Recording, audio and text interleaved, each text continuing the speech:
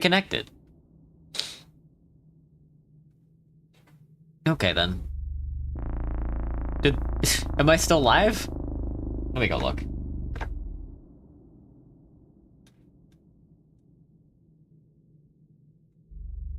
Okay, I think we're still live on Twitch, but the problem is, am I alive on YouTube? Maybe? Maybe not? I can't tell.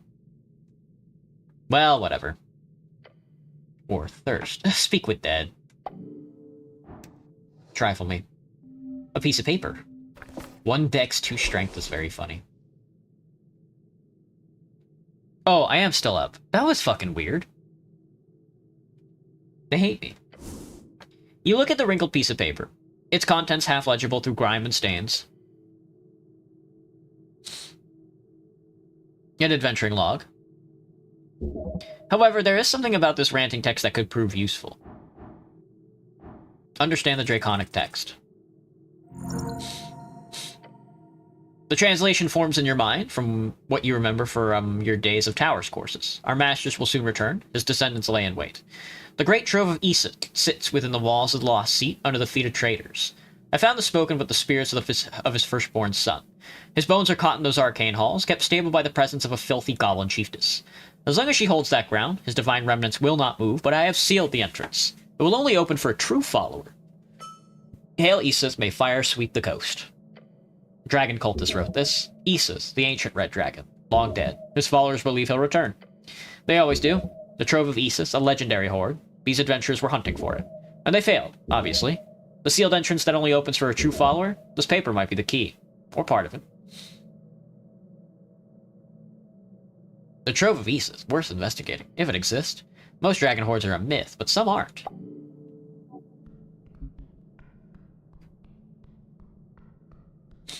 Oh, there's a rat! I didn't even notice this guy. Thanks. I need one more. I'm missing one more rat.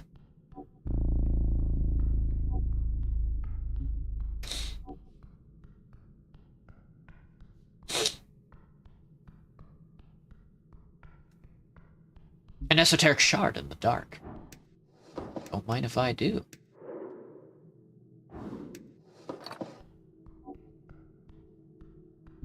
A book! Time to investigate. Uh-oh. I don't like this. How did I not see all this before? Oh, the labyrinth moves around, I think. Unless I'm just stupid.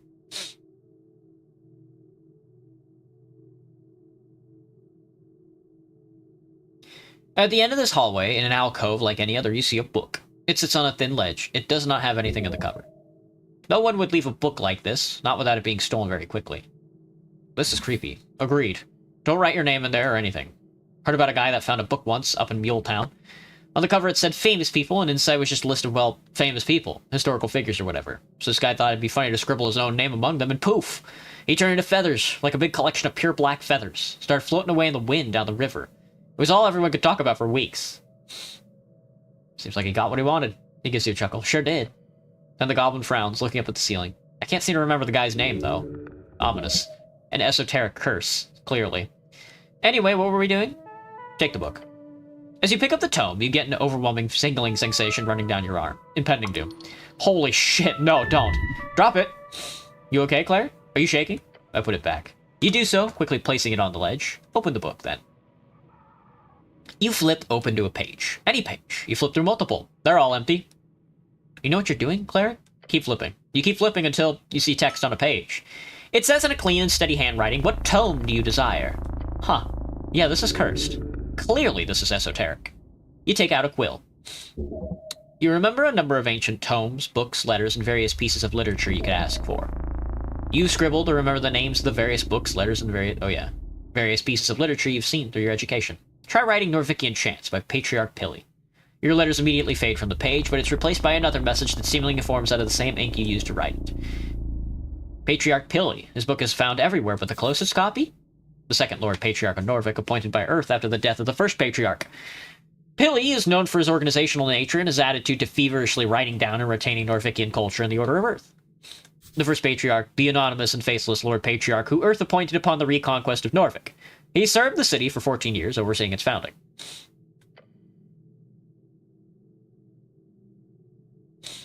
in the local lich house. Then the text quickly disappears. That's amazing. If it can locate any book, then it's like very, very useful. A glorious esoteric artifact. Make use of it.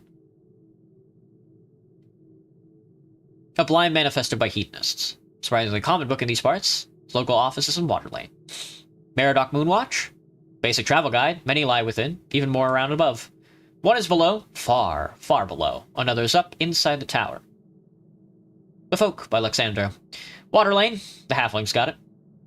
Humans. A brief history of by Metin Liu. An interesting and cold take on the most evil creature in Whale Land. Go to the tower. Memoirs of a Statesman by Nicholas Darrow. There are way too many copies of that trash around. The Waterlane office. Go. Autobiography Prax by Lord Phileas Prax. You can find one in the Lich House. Earth and Toll, Founders by Bodil Grimface. There's a copy in the tower. Boring book, though. Folk Prayers by Trill Sisters. A wonderful collection of tales. The sisters did great work to stop the ridiculous cultural trend of talking instead of writing. Nearest copies in the Lich House. Book of the Mind, 6th edition by Cividix. As you write those letters, finishing it with a simple punctuation.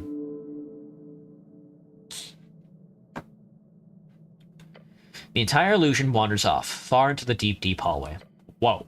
Yet directly to your left, you see an entrance. It leads somewhere bright. Your companion points towards it. Yup. That's some esoteric bullshit. As you glance over that book, still gliding away in the dark, you catch a final glimpse of its flipping pages while it's turning into some fine mist. Of course we have that splendid tome. If you ask nicely, it might be yours. Of course we have that tome. Why wouldn't we?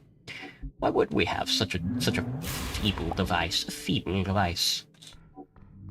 Whoa! Now we're cooking! The path ends abruptly. It almost doesn't seem real.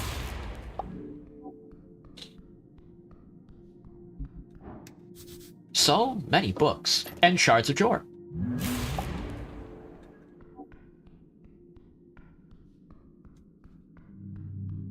Of course we have that book. There it is. The Come of Cividix. From the pile. Among all the ancient tomes and scriptures, each holding a world of knowledge inside, the one you seek is here. Right on the ground. The Book of the Mind, 6th edition. Tingling teal cover, golden pages, an esoteric gem upon the latch. It almost blinds you with its radiance. It's large in both width and thickness, as well as its content. Open the latch. Right away, it says on the first page in big, bold lettering, Blood Property of House Hagenshags. Book of the Mind by Cividix, 6th edition. Ah, Hagenshags, of course. It must be a century old. Won't you look at that? The book Applebent wanted, quest complete. Or rather, he wants to see the sizable forward, taking up the first dozen pages of the book. The scholar will be glad once you deliver it. If the upper class could be encapsulated into a single tome, I think it'd look like that.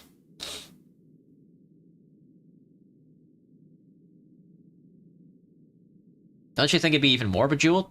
Maybe, or covered in the blood of the working class. It is the way it is meant to be. A blinding light from below shooting into the endless above. I turn around. The center of the strange spiral of bliss floating, your eyes adjust to catch a glimpse of one surreal shape. A glorious spectral delight. The light. This is an arcane apparition. None but the greatest arcanists held the knowledge to craft one of these. Get ready, Snell. The goblin is glaring at the horrific thing, yelling, I am! No, you are not. We see you. I'm not allowed to take the book, I presume. A true statement. The string is in motion. While the library shakes lightly at the tone of this esoteric entity's voice, you do feel there is no immediate threat here. Your companion nervously glances to you and whispers, you do your thing, okay? Interesting! Well, tell me more about yourself. We are the living library, that which roams the walls, the fields, the phrase of Iamostra. Built upon words of all, the words of those who spin the yarn, yet do not thread the string. It speaks through a filter, as if it's translating the words directly from an ancient tongue. The fuck are you talking about? Iamostra? The local apprentice, the one who melded with the stone. One of the 8. How fascinating. Does that mean the Ascan apprentice is stuck in the foundation of Norvik? Such clear and effective communication. This esoteric being is instructed to speak only what it knows to be true.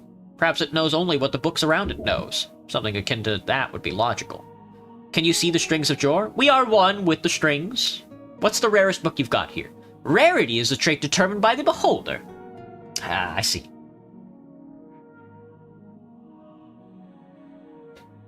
But if you had to pick one, which one is objectively the most sought after, and in terms of contained information, most difficult to find elsewhere?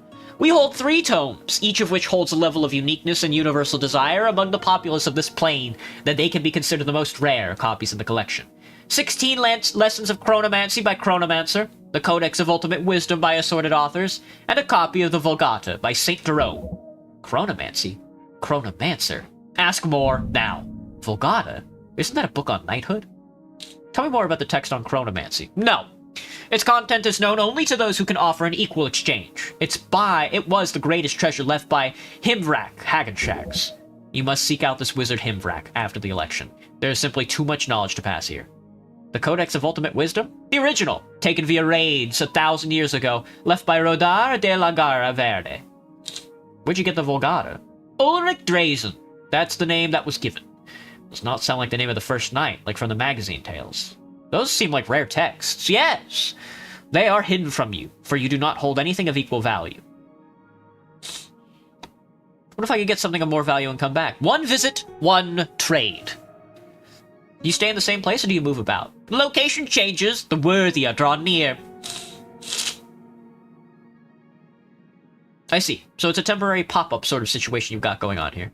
We are where the exchanges can be made, nowhere else. Who created you? The minds of Talenkotl, the cord pullers, servants of Jor. The snail folk of Ascani, I see. That is what many of your kind say, yes. The cord pullers built their empire around the gate. That is where they are. Was that your book on the outside? We are all texts. The written, the page, the tome, the book. We are. An esoteric knowledge bank, collecting the written word from everything within, perhaps a few miles? An intense magic, perhaps beyond even that of the Arcanists. I really did not mean to steal from you. You have taken, it has begun. What do you want from me? A peace given, a peace returned. An egalitarian exchange. So I need to give you a book of equal value. A piece that is equivalent. And how is that valued? Do you value it, or a piece that is equivalent? Helpful. Isn't this a library? Can't I just return it later? The collection must be complete. Can you tell me who left this book here? The Book of the Mind was left by Himvrak Hagenshags. In exchange, a piece of equal value was given. Hagenshags? The bloodline's supposed to be gone. Who was that guy? Himvrak Hagenshags. That was the name given. The piece given was the Blood Order of Doug. A legendary text written in the blood of the Drake Slayer himself. It was given to his 13 commanders on his deathbed. Only 5 copies are held in known collection today. Of Doug? Of Doug! Of... Doug? Doug! Which Doug? Doug Doolin Dim! Ah. Can I see the Blood Order? It is not what you asked for. I know. But can I browse the collection? No! If there wasn't a strange apparition ruling over this place, you could totally sneak over and take a look. Do I have anything that's close to this value of thing? No, nothing. This book must be worth a fortune. 100,000 crowns to the right collector, maybe?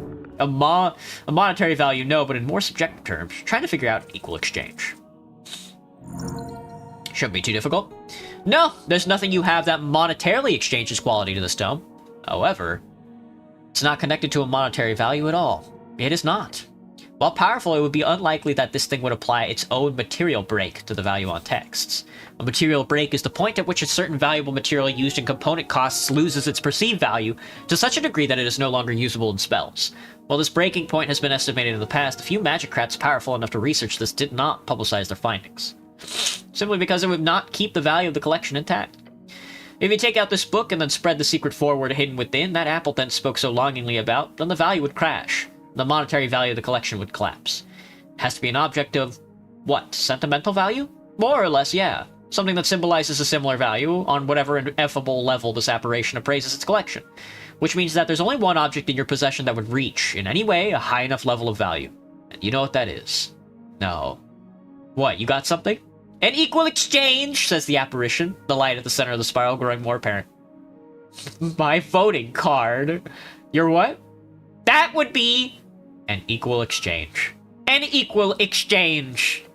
You know it. A vote is just one vote. If you get that book, you could, buy as many votes as you want. Yeah, the vote is useless. Just get the book. You've struggled for ages over how to make your voice heard.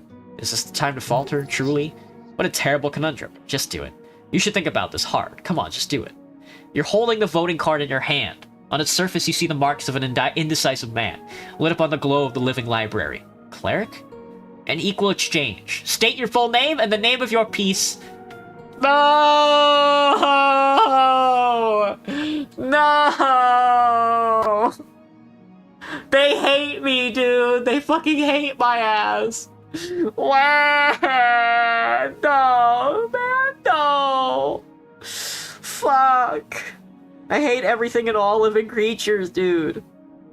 Oh, how did they know? How did they know? Ah, fuck. Ah.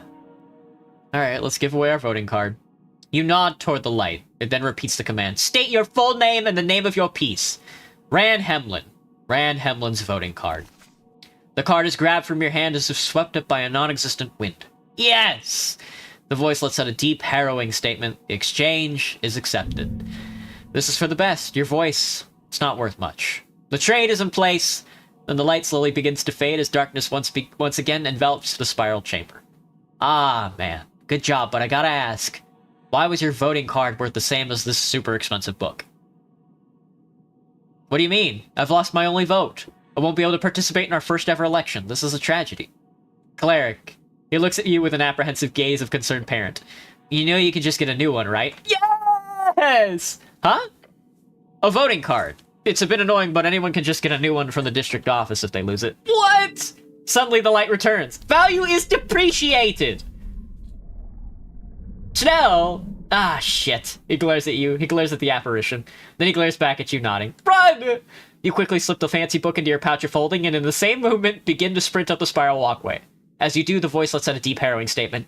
No exchange offered! Your soul will take its place! The illusionary books upon the shelves begin to crumble and shake, turning to dust one by one in a series of violent, esoteric poofs. Poof is a scientific term, of course. The ground shakes and the world collapses as you move up the stairs. You will join the collection! The goblin is by your side as the two of you run as the fire burns your backs. Stop! The apparition clearly wasn't ready for your sprint. It must be because you tricked it with the voting card. That was a great move. Yeah, sure. Tricked. Let's go, go, go! Rush ahead. The shelves turn into a sea of dust further below, quickly catching up. You quickly push yourself around the spiral as the books begin to fly out of the shelves. Many turn to dark ash, covering the path in front of you. The goblin hops over the puddles of book dust. Something's wrong with this shit, don't touch it. Behind, further below, you see a wave of this ash forming. It grows, filling the library. The voice, now faded and far away, appears to chant, The collection! The collection!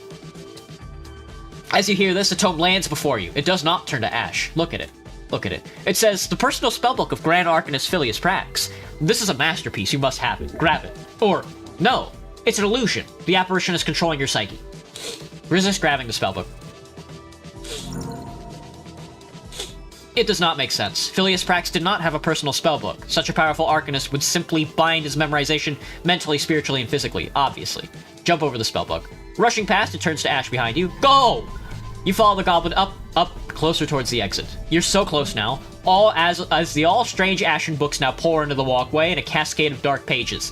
The collection! The collection! It's echoing ominously behind you, barely noticeable over the rumbling of the structure. Almost there. That is when you notice it. The magazine. It sits on the railings. A magazine? In a library? Yes, you can see it clearly. It is the Red Light, the best nudie magazine in Norvik. It's banned in every official district. A one-of-a-kind type of debauchery. Ah, it's fine. I don't really care to stop a random pinup magazine. Oh, truly? Of course. The tower's had a ton of hidden stacks of smut. It's not exactly difficult to... Hold on. Look at the cover. It's a special edition. Oh, what kind of special edition? It can't hurt. You glance at it, just a quick peek. Oh, yes. On the cover is a particularly sturdy-looking and well-built woman. The title says Orcs and Amazons Edition. Earth be good. Don't open the magazine. Oh, fuck. It cannot hurt to just reach out. Cleric, no! You hear the voice of your companion fade away as you touch the ashen paper. It turns to dust wrapping around your hand.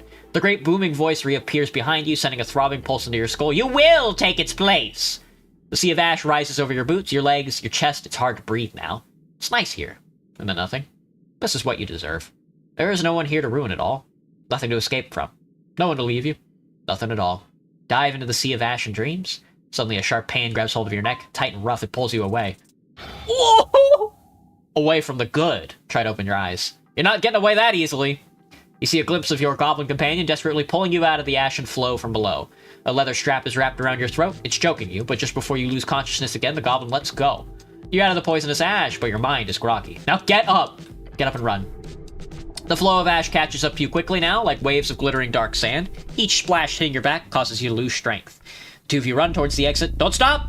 The chanting from below grows louder now. One piece! One! A piece for a piece! Throw yourself on the doorway. You and Snell both jump out into the city below hallway, the flood of esoteric ash coming after you up until the exact crossing of the doorway, at which point it stops, hitting an invisible barrier, which promptly fades into a solid wall once more. Holy shit. The goblin falls down to the ground, letting out the occasional insane chuckle. Another stupid death averted. You got the damn book at least. Check if you still got it. Today, taking out of your pouch of holding, you do still have the quite real and physical copy of the Book of the Mind, 6th edition. A successful library heist. With some minor hiccups. Time to deliver the book to the halfling. The goblin gives you a thumbs up and slowly starts to get up on his feet. Next time, he says, pointing upwards, we'll go to the Darowian library, okay? Now that was some esoteric bullshit. Hot fucking damn. Hot damn. We made it out in a quarter of a piece. A casual runaway, yeah. Lowest runaway in history.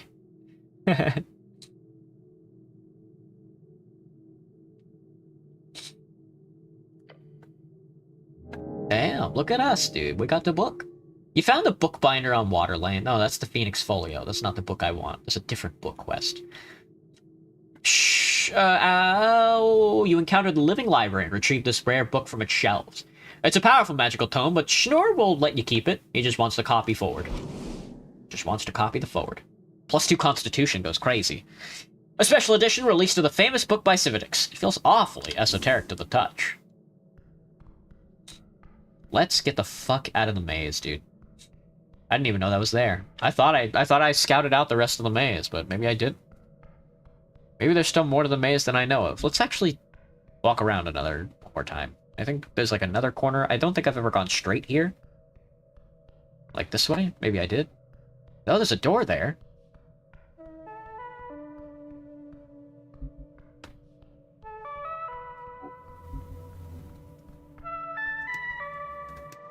Oh, hello. This is not just a wall. You can see it now, in the crack between two of the tiles. There's something hidden there.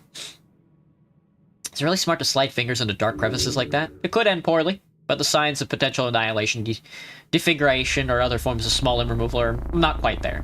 Slide your hand in. Your gloved hand just barely fits in the crevice. Just a bit in, you feel something hard. Something round that seems to move at your touch. Not in a fleshy way? No. How about a spooky way? No. In a hot way? No, it's quite cool. Cool isn't cold, or cool isn't cool? It is cold. What is it? Later, yo boy. Thanks for stopping in, man. A button. Hidden inside the wall. Push the button. You press it. After a light click, the wall itself begins to groan. Pull your hand out. Oh, I'm seeing the light of day. The entire wall slides away as you do, revealing the deep, dark tunnel beyond. Whoa, nice catch. He lifts his face into the air. What's that smell? It's dank. The stench of mold and stone. Time to go deeper. Now, is this the deeper I'm looking for? Ah!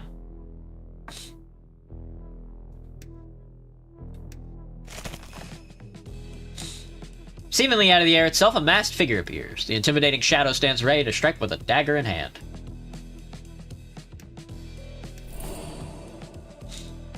Ah, shit. Not this again. That's an assassin. His eyes fall on the dagger and he immediately reaches for his sling. Ah, it's happening. Let's go! 3! He got a 1 though! Dude!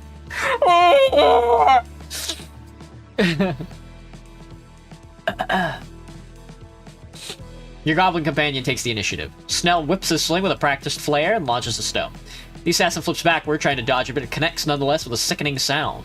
The assassin intends to use the distance between you to their advantage. Throw something at him, anything. Look, you obviously have to get closer. Yell something surprising. You know about Hex, Snell?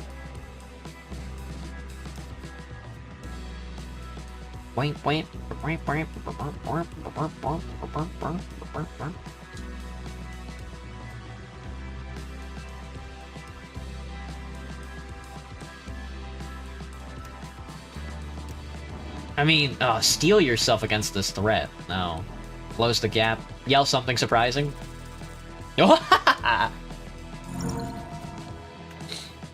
You grope for something that will disrupt this rhythm, and you find it. There's no escape. We have you surrounded. The assassin jerks to attention and glances over both shoulders. You can see he believes you, and he's distracted by the possibility. You're a good liar. The masked figure suddenly tilts at you suddenly. A flick of the wrist, a quick motion with the hands, and dark energy surrounds you. But only in your mind. A hex! You will take constant damage from this typical warlock spell. Just feel a deep unease permeate your bones just as the assassin hurls a blast of sickly energy. It lands squarely in your chest, causing an eruption of pain. Ow! The uneasy feeling turns to a sensation of needles stabbing you. Needles? More like need less. Hate needles. Playtime's over. You will not allow some filthy sneak to kill you. You are in danger. Cleric, you've been hexed, yells the goblin, whirling another stone. The stone misses the masked one. They glance sharply at Snell. You need to get up close and personal. Move forward within reach of the assassin. That's enough. That's perfect. What you gonna do? Consider the nature of the magic. Disarm him. I would like to disarm him. That might be the easiest take. DC 13 check.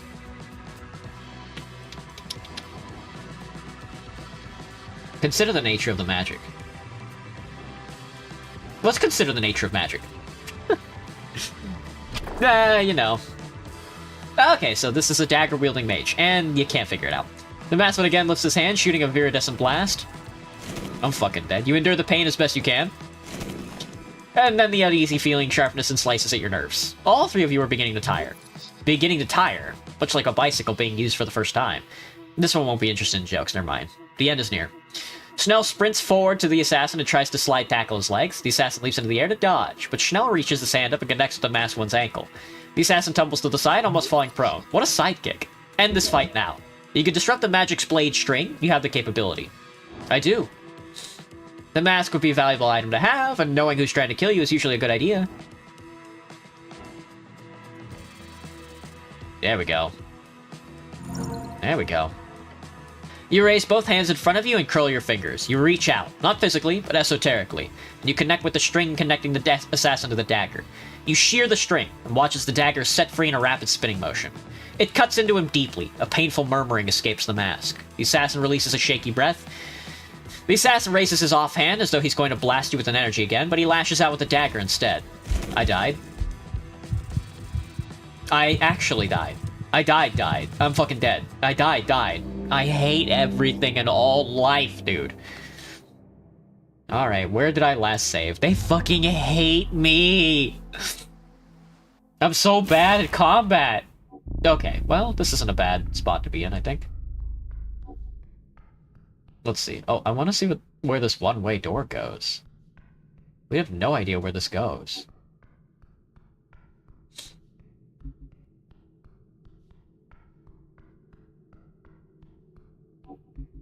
But we do know there's a secret door here.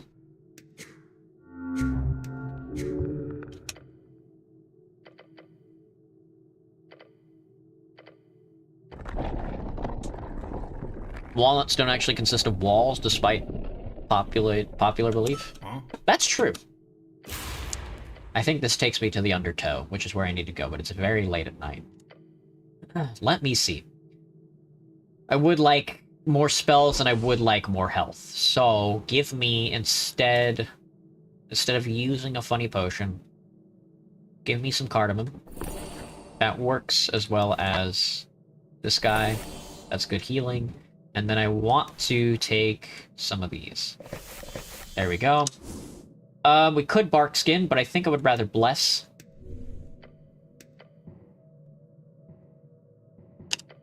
And let's hit it.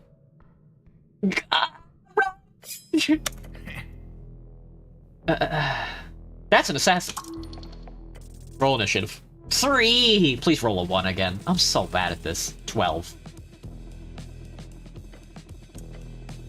Goblin launches a thing. A flick of his wrist, a quick motion with the hands, and dark energy surrounds you, but only in your mind. A hex. Deep unease. Ooh, 1 health. Needles. More like needless. My turn. We could grease him. Not sure if the grease will do anything. I would rather hit him with a charisma check again. But maybe we try greasing him. You raise a palm, rub your fingers together, and open your hand, summoning a torrent of grease. It sprays all over the assassin and the surrounding area. Time to get all slippy-slidey. Playtime's over. You will not allow some filthy sneak to kill you. You are in danger. Cleric, you've been hexed, yells the goblin, whirling another stone. The stone misses the masked one. They glance sharply at Snell. The masked one again lifts his hand, shooting a viridescent blast. This is gonna kill me. Maybe I should have bark skinned. Just kidding. I'm chill. You need to get up close. And personal. That's enough. That's perfect. You're exhausted, but you know you've been hexed. Alright, let's disarm him. It's only a 9 check. Get blessed. Blessed art thou. You take a step forward and using both hands quickly push his wrist one way and the flat of the dagger the other. The dagger pops out of his hand and lands on the ground a few steps away. You catch him gasp with more panic than you'd expected. All 3 of you are beginning to tire. Beginning to tire. Much like a bicycle being used for the first time. This one won't be an interesting joke. Never mind. The end is near.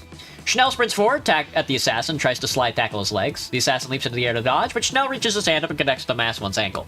The assassin tumbles to the side, almost falling prone. What a sidekick. Scrambles to find the blade on the ground. It takes the assassin a few precious seconds to find it. End this fight. You can disrupt the magic blade string, you have the capability. And I do. We could grab the mask, though. 16 is bad. 16's no good for us. I think I'd rather grab the mask since it's only a 9 check.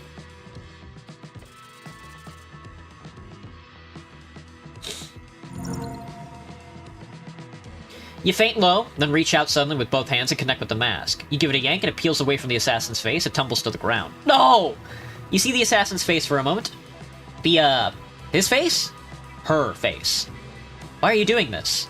Hey, what the hells? She scowls and says, fuck you! Then, in an instant, the mask is returned onto her face like a materializing mist. Huh? You hear a crunching sound from the assassin's mouth, and suddenly she shrinks to a tenth of her size. Bastard bit down on something. A reduce spell. The pipe! She's going for the pipe! Try to catch her. You reach, but your body fails you. The tiny little assassin hops into the pipe. You feel disappointed. Fear for the future. General confusion, really. Look.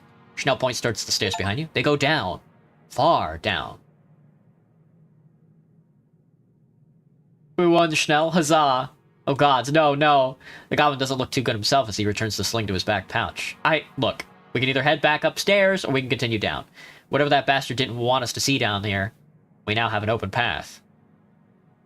We should get going. Well, that's not really... We can go take a rest and come back here later. The dungeon ain't gonna shift right away, but you take the lead. I'll be right behind you. The mystery of the strange assassin continues. You have a distinct feeling you will have to face that mask again, and the one behind it. A woman is hunting you. A young one at that. A hag, perhaps? No. That'd be far too expedient. All the clues point towards a very simple answer. You're dealing with a renegade warlock. You're heading straight towards her master's lair. Time for the truth to be unveiled, once your body stops leaking. Yeah, no, that probably takes me where I need to go. I wish I'd known this was here a long time ago, but that's where we're gonna find our undertow and probably find our yellow man. So let's go back up. Let's go back up and get a good rest in. Should I summon apples? Apples. And an apple to you, good sire.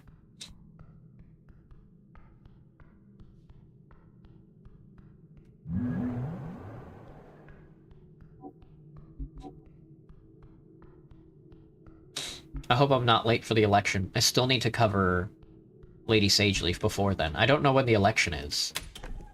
I think we're going on the 4th day? I hope I'm not too late for it.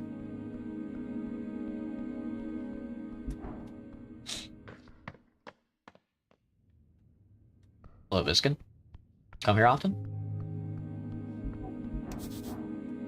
The smell of salt. The schmeal.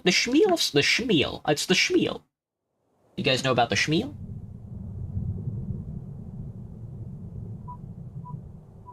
My phone do be popping off.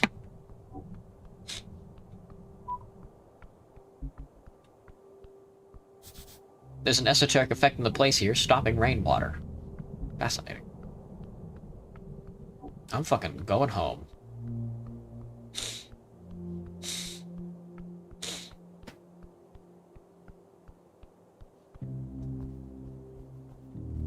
I wonder what's behind that crypt door. Oh, I know where it goes. Straight to the crypt. No, dude. Why, man? Why? What do you hear? Why? We don't have to do this. Turf. Warden Calavera. It's a constitution check. It's an elf. An Ilum elf. You feel fear. You mean elvish for human. Success. Elvish. Ah, an elf, huh? Hello, elf. Shvat. He gives you a smile. A compliment? Is he playing with you? He's speaking about you in Elvish despite knowing you don't. If he knows common, then it's for an audience of one. That doesn't typically spell kindness. Your companion takes a quick glance around the perimeter and hisses his tactical assessment at you. How do I like the RCA so far, Theodore? It's a challenge. I'll tell you that much, but I think it's worth it. We're a small party right now, especially here in America and in the Pacific Northwest. I think it's worth growing on the account that I think I agree with their philosophy. They are very organized, I'll say. I wish I had more to offer to the party, but I don't see anybody else, just him. Relax, Pico. I am Colero Lemnelman, Warden of the Outreach. You are the cleric to whom I owe an apology. Why? He holds his chin up high. His cheeks are covered in swirling patterns. You see the Eso markings upon his skin, symbol of his empire in the forest. It appears some Ilum's issues have been spread into your fine city. You have been stuck dealing with these issues for quite some time. The companion gives you a confused glance. On behalf of the Mender, I sincerely express our regret. We had a Elementi, a renegade among our ranks.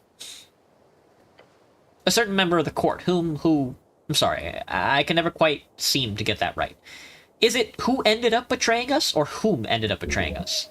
Who is a subject? Whom is an object? It isn't hard.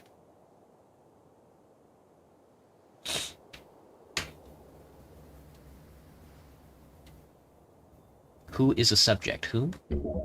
Though you're not sure you're misleading the elf, you are sure it grates against your pedantic tendencies to get this wrong. Good, thank you. Whom betrayed us? The goblin scratches his neck. He thinks that's wrong. You mean knows. Some things are just true, you know. Her name is Pinja Athena. She surprised us all. I apologize on her behalf for causing this trouble. How? I've asked myself this very question, but sadly I do not have that information. Oh, okay. Cal. There's more to this. This Pinja blew up the tea shop. Yeah, I believe so. Are you some type of ambassador for Ilum? He gives you a smile. Ilum does not deploy ambassadors to foreign lands. It's beneath her legacy. As Outreach Warden, I perform diplomacy. Functionally the same, then haughtiness for the sake of haughtiness. Why talk to me here like this? I rushed here as soon as the word reached me. An Ilum elf does not typically show up dead in a Norvikian tea shop after all, and I must leave soon, so do not assume to find me here for the future. Who are you voting for in the election? I'm not a citizen of Norvik, Eamon. Your democratic experiment is yours to handle on your own. I'm voting for the Asgalists. Very well, best of luck. He really does not care about you or this city. His face is real, artificial in a sense. It's clear he really, really, really does not want to have this conversation. You didn't only come here to apologize, did you? No. Primarily, I came all this way to give you a warning. To give your city a warning. What kind of warning? Athena has the head of an organization with one goal, destabilizing Norvik and its populace. The elf woman. If she was in such a position of power, why did she blow it up? An organization? A loose organization, yes. It's a shadowy organization, so I don't know much. Except that she was planning on exacting a horrendous esoteric attack on election day. What? All of it to bring ruin to the wonderful city. Could you imagine if she had succeeded? How many lives would have been lost? Terrible. Just terrible. He's claiming the explosion was not meant for the tea shop. I'm assuming the explosion occurred earlier than she anticipated, to our fortune? To all our fortunes? Oh, yeah. This is a top-tier bullshitter right here. You know because you're one, too. He's pinning all of this on the she-elf. Why? Well, you could probably guess. Logically, this warden is most likely trying to cover up his own involvement here. Do you not believe a word this filthy elf spits at you? Just nod. The elf swings his cloak around, facing the river. Now, I'm afraid I don't have much time. Absurd. He came all the way here to tell you he doesn't have much time. He's just done what he came to do. He's established the party line, covered his tracks. He glances out over the river. Wait, so who blew up the tea shop? I don't know. Someone in her organization? Pidgeot herself? A collaborator? Perhaps one of her underlings did not want to follow Athena's horrid plans. I've also heard she was meeting with a powerful local hag on the day of the explosion. Perhaps that meeting was something to do with it. Why should I believe anything you tell me? Amiset, he says and gives you a smile. We have a saying among the outreach court. It translates into something like, Dragon servants do not know, they simply feel. They have Visto, or perhaps a gut feeling would be the correct way to phrase it. The elf's words soften the stone in your stomach, calling you a simple-minded, instinctual dragon servant, typically elven backhanded compliment. Your gut must tell you I am on your side. Trust your gut. He's pulling your strings like a puppet master. Do not let him. This elf is pretending to be your friend, but his true nature is that of a master. Serve him. Serve him like a good human dragon slave. You're not going anywhere. I'm taking you to the dungeons. Ha! His demeanor changes instantly. Uh-oh! He's openly hostile now. You amuse me, Emin. I will take my leave now. You're not leaving the city before I have some answers? Oh, yes, I am. Your companion drops into a squat. You know you chose to die, Emin. Time to act.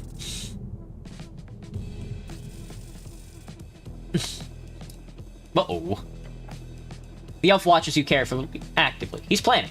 Elves are stronger than they look. Be wary. Enough thinking, start acting. The elf pulls a leaf from his sleeve and speaks in a voice as clear as the chilled water.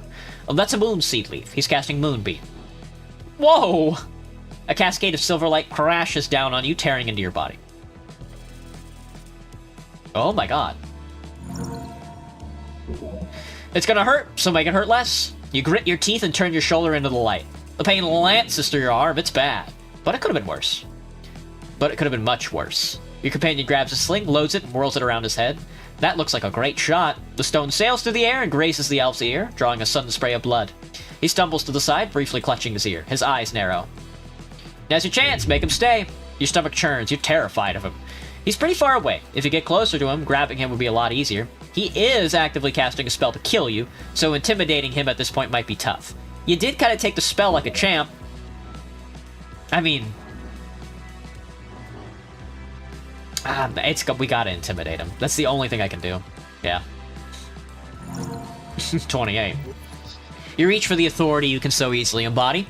You will answer my questions, or you will pay a steep price. The elf's icy demeanor gets a bit hotter, more frantic. Fear. You know all about it. Your heart is pumping acid. You're beginning to doubt your strength. You know my will is your fate. I can't charm him, can I? Okay, sick. Yeah. A wild look flashes in the elf's eyes, and the beam of light disappears. You've made a cornered animal out of him. He will fight hard, but he will also panic. This is a serious fight. Ah, no, no. Your companion's reaching for more ammunition. The elf looks shaken. Lay down and die. He reaches into his sleeve and hurls multiple throwing knives at you. They cut your flesh and pricking away at your life force.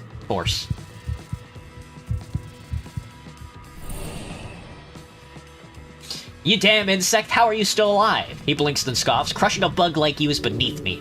He's planning an escape route. Maybe towards the edge of the city, maybe jumping into the water. Snell whirls his sling again. You sense he's taking just one extra breath before he lets it fly, and... thwack! The stone connects with the elf's arm, knocking his elbow loose and limp. You can't let this continue. Make him submit. You can make this easier for yourself. Get closer. Hurt him. Make him suffer. You're mine, elf. I can't do any of this. He's afraid of letting you near. I can't roll a 22 dex check. You see the entirety of the whites of the elf's eyes. I can't. I mean, I can roll an inflict wound. Grapple him, sneaking closer to him is bad. Let's kill his ass. It would have been bad either way. Whoa, you sprint forward, charging necrotic energy into your fist and swing it directly into the elf's face. Waves of foul power course through his neck and down his body, plus you punched him right in the face. That's true. He's moving much more slowly now. This elf is strong. But he's reconsidering whether he wants to keep fighting. The man reaches into his robe, turns his head, and starts to run. But there's nowhere to go, it's a cliff. The terror in his eyes says he doesn't care. He leaps off the edge, leaving a trail of silvery mist. What the? Poof. You limp to the edge just in time to see an elf-shaped cloud of mist dissipate. Misty step. You glance around looking for him, but you don't see where he's gone. The goblin looks out over the moonlit river. Whew. The elf had a reason for speaking with you, and clearly not one born out of altruism. Whatever he's doing, it's clear to avert blame from himself onto the dead elf. Who knows? Clearly, this warden appears to want to distance himself from the situation. Logically, that means he's more guilty than he lets on. I need to fucking sleep. My body is exhausted. I still can't get over it. I mean, an elf in a tea shop? It's like the start of some dumb riddle. I hate riddles. I need sleep. See you tomorrow, cleric. You stand alone at the tower. There's only one book left to read, and it's a 3-hour read. Might be late to getting some sleep, but it's worth it. I'll check the massively complicated bill of sale. There's thousands of receipts and numbers. You're not gonna get through this in a decent amount of time. It'll take you hours. You spend 3 fucking hours checking the numbers, both to understand them and to see if there's anything useful. Eventually, you come to an understanding. These are part of an old investigation into the Ascani Reeds Trading Company, when they first established themselves decades ago, and how the Earthguard were tasked in keeping them in check until... yeah, a lot of these receipts are faked. You can tell by the terrible copy-paste job they've done on some of the dates and specifications. They're not even attempting to hide it. I smell bribes. Probably to hide some dirty goods or to move dirty coins into taxable capital. What's interesting is that the Earthguard clearly didn't have the resources to keep up. The Earthguard on Tolstad? Oh. Wouldn't be surprising if the defunding of the Earthguard on Tolstad was directly connected to this one investigation. Could be useful info. Maybe talk your way into the pockets of the Free Striders. Just don't use it too overtly. Don't want those lovely capitalists on your bad side. It's very good information, even if it's a bit of a stretch. If the Free Striders are as corrupt as they seem, this could be exactly what you need to gain an advantage. Lie down and take a long fucking rest, dude.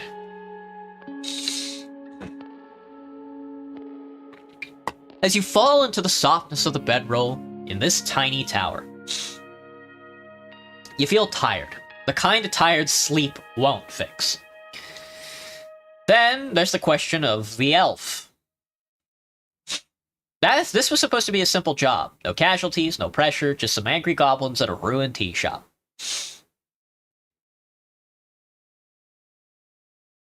Now it appears to be anything but. Will you be able to complete this quest of yours?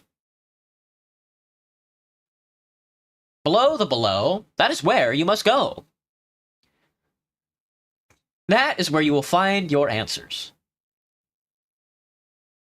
Answers within strings.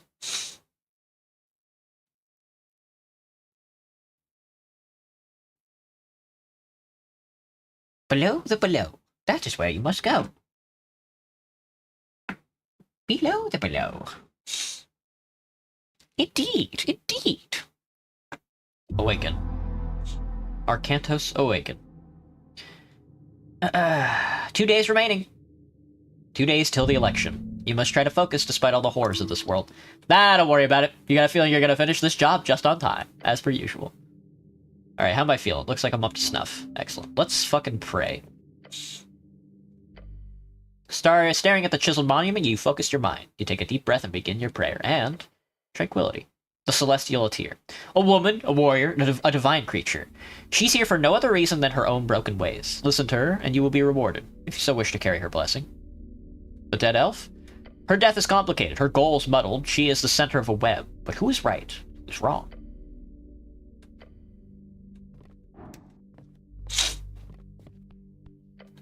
Cleric? She's still working on detailed notes, her halo spinning slowly over her head. Get to know her better. You will falter before the steps of divinity your manhood crumbles, and you ask about religion. Let's discuss religion. Nah. There's no way you're talking to this woman. She's treating you with disrespect, bad attitude, and rudeness. It's getting to you, burrowing holes in your manhood. Yeah, holes. This is ridiculous. Just because she's an angel doesn't mean she can ignore your questions. You need to be firm. Show her that you're a man. A man? A man, she repeats. You said that out loud? What? You're speaking. Stop fumbling the opportunity. Show her. Show her why she can trust you as a man. About Earth. What about him? You're mourning the passing of Earth, aren't you? That's why you're acting so weird?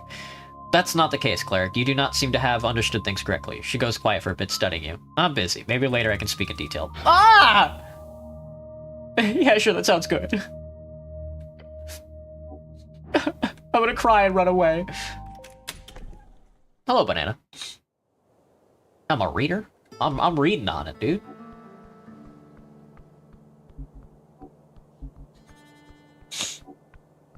Oh, look who it is. What are you up to? Mind if I behold you? I suppose you would. Hey, haven't spoken in a while. Where have you been? Ah, well, hello, Gun Cleric. Can I help you? He's not exactly happy to speak with you, but he is happy to gain your favor. Oh man, we haven't talked to him in so long that, like, don't even know what to say. Citizen? Shitishin? Okay, so election's in 2 days. Oh, what's in the trash? What's in the trash, brother? 25 crowns. Behold the boy. He's a jumpy fellow. No, we're going to the Undertow. There's not really anything else for it. Oh, Snell! Oh, I still need Mage Hand. That was a different demon. No, it's the same demon. That's annoying. What the fuck?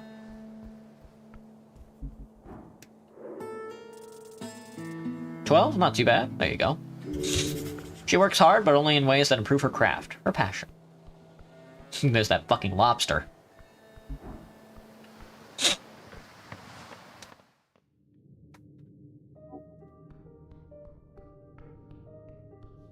Alright, Snell, let's hit it. Can I examine you? He's waiting. I know. Lady Sageleaf? Oh, I got another point on you. Chieftain. Her eyes are striking at your soul. Huddle on the feeling you will be consumed. Morning, Cleric. Ready to head out? Yeah, I'm ready. Let's hit it. Alright, time for the Undertow. Time to get our shit rocked. Oh, fucking boy. Here we go.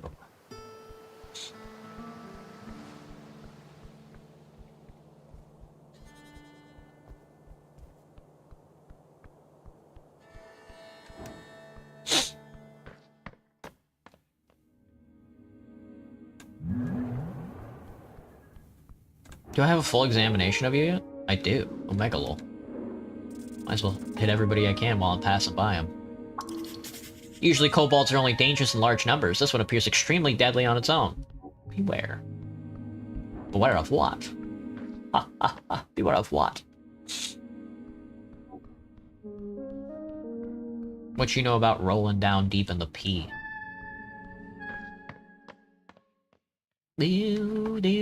All right, into the woods. Into the deep, dark undergrowth. We're looking for our boy in yellow, and then we can finally report back, I think, hoping to God that is the case. May keep this on, just in case, because I can get a couple free healing points off of that. Why make it tougher on myself than I need be? This really is labyrinthine, huh? Alright, Snell, try to keep up.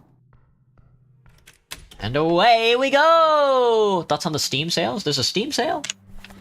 We are in the Undercoast Path. I think we have to be below this one, and this is a very large area.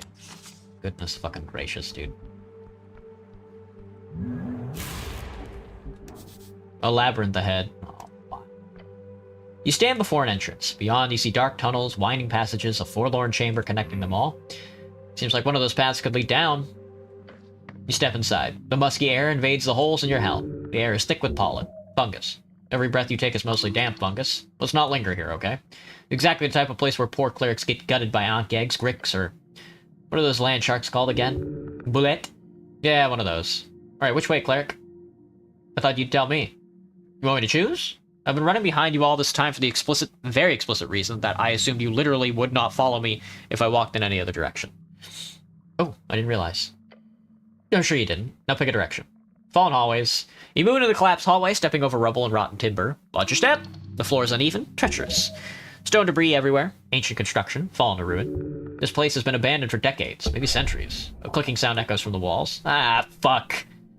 Before you can make another sound, the floor gives way beneath a pressure plate. And we died. The blade catches your arm as you dive. A sharp pain, blood seeping through your mail. Shit, you alright? You pick yourself up, breathing hard. The passage ahead is clear now, the trap's spent. You find yourself in a low-ceiling chamber. Water drips from somewhere above. The sound echoes in the enclosed space. I think we're close. The goblin's correct. You can see light filtering in from a passage ahead. The exit. However, there's another path. Descending into darkness. Burial grounds. And risk it all for some potential loot.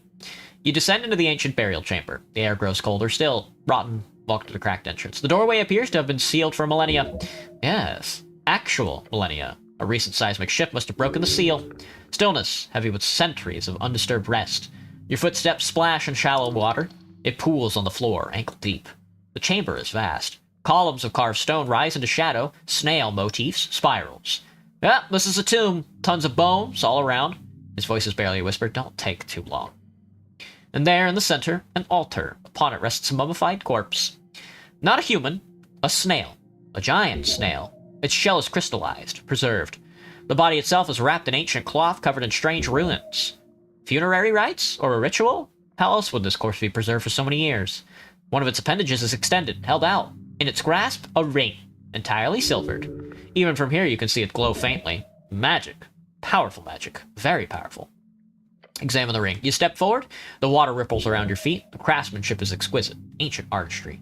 Look around the chamber. Your eyes scan the space. More altars, smaller ones. Other snail corpses. A whole congregation of the dead. This was sacred to them. A place of reverence. What is this thing? A dead snail. A really, really big dead snail. Who would have thought? Make a decision. You stare at it.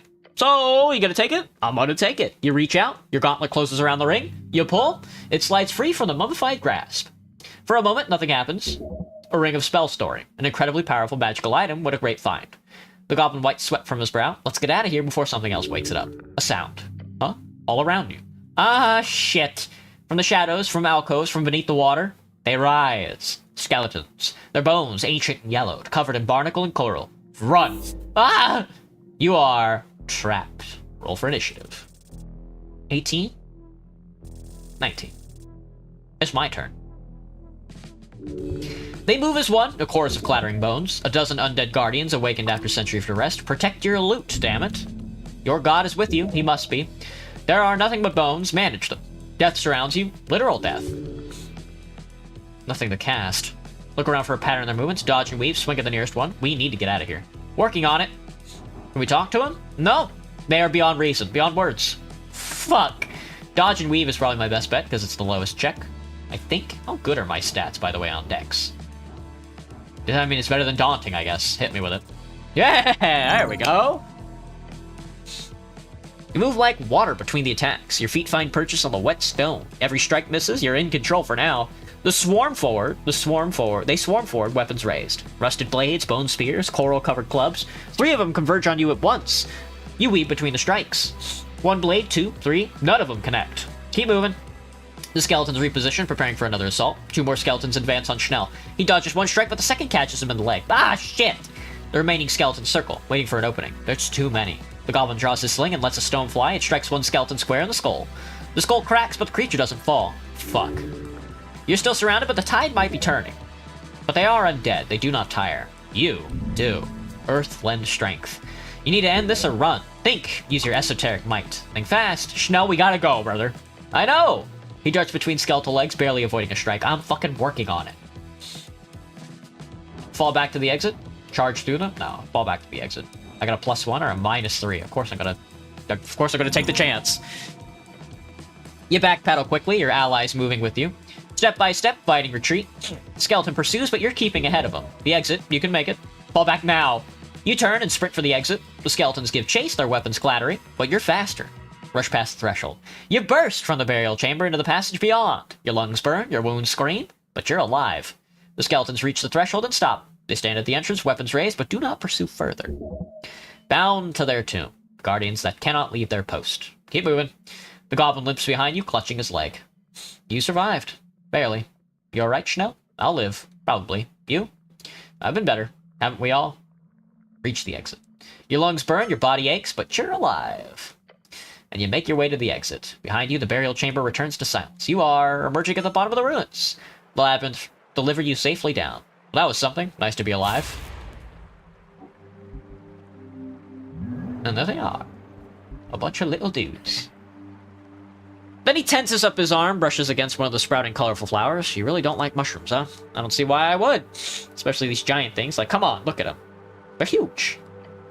Goblin then takes a deep breath. These damn mushrooms. He shakes his head. It's fine, I'm ready. Nod and continue downward. A tiny primal spirit. So, 3 swamp extract goes kind of crazy. Damn. Don't mind if I do. I'll have a bite. So we did go down, but I would like to go up. I would like to go back up to see if there's anything up there. We definitely need to be down here, obviously. What the fuck is that? Something's frozen there. You approach the entrance. Go through it again. This time you know the safe way back. Okay, gotcha. I'll keep this on hand, just in case I find a funny heal. Like this one. Hey, you can walk here. I know. I know, and check this out. What a divine view. Not too bad. Why even eat, man? Who's this fucking dork? A headless, decaying body. This one belonged to some type of druid, it seems. Let me behold you, Snell. Ah! And fascinating. But not what I needed. I needed one more point. Wait. I'm already full health, so I don't need to behold anything anymore. Alright, let's head down.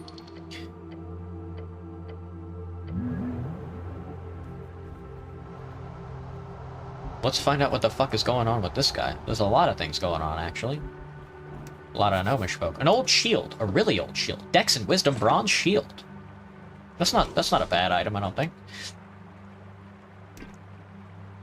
And I kind of like my build thus far, unless I find a different helmet to equip. Oh, +2 intelligence. Can be used to cast spells. Whoa. That's not too bad. A compact ring crafted from ancient silver which tingles with esoteric might. Inside the ring's oblong crown, you can feel, there's a hidden scroll which will become inscribed with any spell this ring stores. The ring has 5 charges. While equipped, you may expend charges to cast spells if you do not have any spell slots available. The amount of charges needed is relative to the level of spell. The ring regains 1d4 charges each rest. You have no clue how many charges there are on this ring at any given time. Very confusing. No, I kind of like the bureaucratic. I kind of like the advantage against bureaucrats still. A shield left by one of the predecessors of what is today Norvik. A cat-like eye is displayed on the front, and as you wield it, there's a whisper in your ears. It says something like, something like that. You get it. Sweet. Sweet land of liberty. I forgot I should be paying attention to tracking the tech secrets. You there! Frozen in time. Something is frozen. The blizzard rages around you. Whoa, this is like some sort of esoteric event. Obviously. Shield your eyes. The goblin companion holds up an arm to protect his vision. Don't stay in this thing too long, cleric. Cold bites at the cracks in your armor, your flesh turning stale. He rubs his exposed arms. God damn it, this esoteric bullshit. Look around. You notice, midst frozen moss and broken Fade-era ruins, a thing. The shape is vaguely humanoid, a small creature. A mushroom thing. Poke at it. Does not move, but it's solidly frozen and cold to the touch. What is that, Snell? No clue? Some fungoid? Either way, he says while shuddering, if you stick around here for any longer, I will go stand outside the freezing esoteric sphere, okay? Try to move it. You grab onto the icy surface of the thing, but you can't. Not heavy, but stern. God, it's cold. Frozen skin, slowed blood flow. The goblin is glaring at you. Let's investigate. You kneel down in the snow, taking a closer look at the central figure. Yeah, okay, sorry, the goblin mutters as he turns to leave. I'll support you in the spirit from over there. Gods, it's cold. The pain. You will be drained. Do not linger. Ignore the pain. Just look at the placement of the spear. Ah, I see. Yes. The sphere is perfectly centered upon this fungal monster. Cast Druidcraft. You snap your fingers and the frozen ground around the mushroom thing begins to shiver. Everything appears to be focused around this poor creature. That's a 1 check? It's whatever. Of course! It's an obvious as the Praxis formula. This is an esoteric pocket born out of the curse. The creature is cursed. Freezing curse? Could very well have been a simple cold spell that reacted with primal stings of the area. Either way, yeah, a freezing curse. Who cast it? Could be a rogue spell caster, or the fungal creature found a spell scroll and misfired it. More realistically, an ice troll caused it. Why is the biome pocket then? Esoteric pockets are created through chaotic interactions. Wizards have attempted to control them for eras, wield them. If you figure out why this particular interaction spawned a biome pocket, not a one-rule pocket or a spawn pocket, then you will be a greater arcanist than all those who came before. How do I break it? Heat. Oh, yeah, it's quite simple. The pocket's clearly unstable and focused entirely on this mushroom creature. Simply heat it up a bit and the pocket will fail. That's simple? Yeah. You'll hurt yourself real good if you do that, but hey, you do you. Just don't complain if you wake up with a cold tomorrow. The chill. It already burns. Just thaumaturgy. You'll fill your throat with the words of God. Cold and dark, be gone from thee! Your voice trembles the very earth. Then you sense a warming glow amidst the coal. Bit by bit, the mushroom shivers, then twitches, then moves.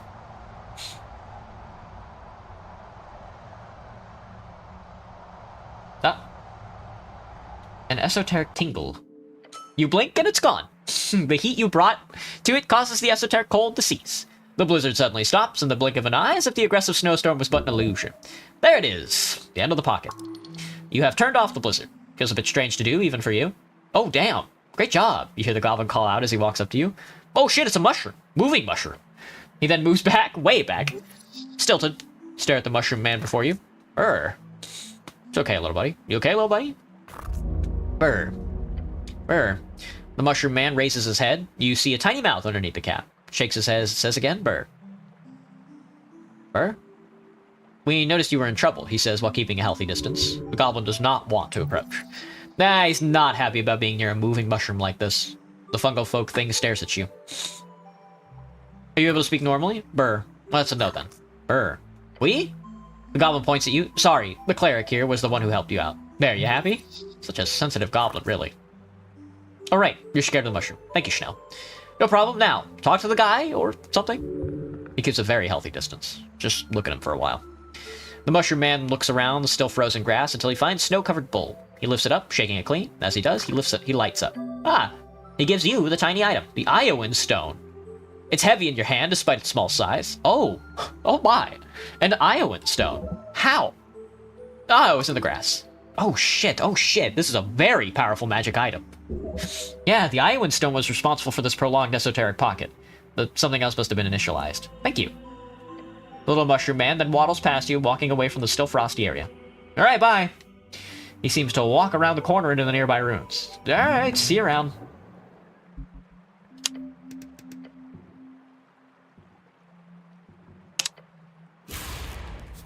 A shrine older than any man on the coast. Aw, only 3? Ooh. Pick me up. Now that was a find. A legendary +3 wisdom. Woof! A legendary magic item probably produced during the Arcane era. It's got the markings of old Dimenorian craft. It floats around your head as you walk around. I will take that over the Sending Pebble. Ah, knocks off a charisma point though. But +3 wisdom? I'll take it. The Iowan Stone. Probably need it for something else. Let's rock out with our cock out. The ancient shrine. Good enough. Ah, good enough indeed.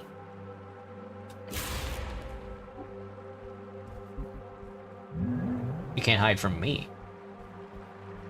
I'm a boy in love. Excuse me.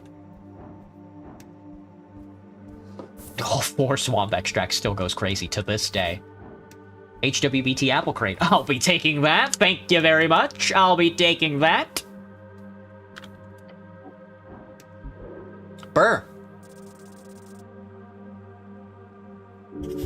A plant. Brr.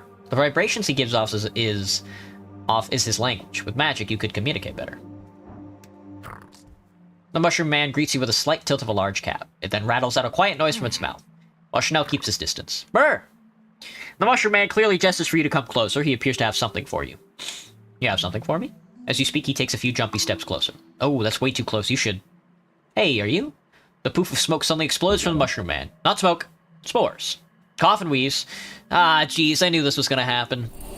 No! As the spores fall to the ground and the air clears you feel a slight sting in your throat and nose. Brr. Oh, it is good. Thank you. Cough again. Big mushrooms, glowing mushrooms, docking mushrooms. Cool. Maybe we can leave them be or come back later or something. We have things to do. I don't think we'll have a very productive dialogue with this. He agrees. She is correct. Thank you. You're the best, girl. Hey, man, check this out. Achoo! Now you're fully healed. I'll be taking whatever the fuck this thing is. A belt pouch, wet and covered in fungus. Lovely. Oh, well, don't mind if I do. I love a good bit of loot. A tiny mushrombus. A more swamp extract. Well, don't mind if I don't. A lot of gnomes hanging around this one. A long mushroom. Well, don't mind if I do. A lot of swamp extract. That means we're probably going to battle soon. I'm going to get my ass blasted. That's why they're giving me a lot of healing material. Well. You think you're tricky, huh? You think you're fucking funny? A chest is buried here. The Periapt of Health avoids death once per rest. That's pretty good. Old paper. Shall we find out?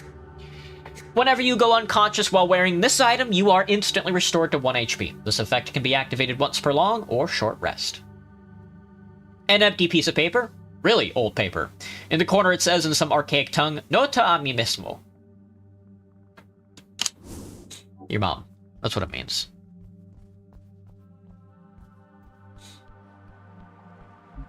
Uh-oh. I don't like this bridge. Just kidding. It's chill. I also see a really big dude. I'm seeing a big dude with a big fist. Great dragon. Roasting some snails. A great dragon roasting up some snails. Hello, big guy. What up? What up, SpongeBob Big Guy Pants? Okay, that's fucking Big Leader Gorgalash. I rolled a 0 on him. God in fucking heaven. Bet you I can detect his alignment, though. Hello. Hello, Gorgalash.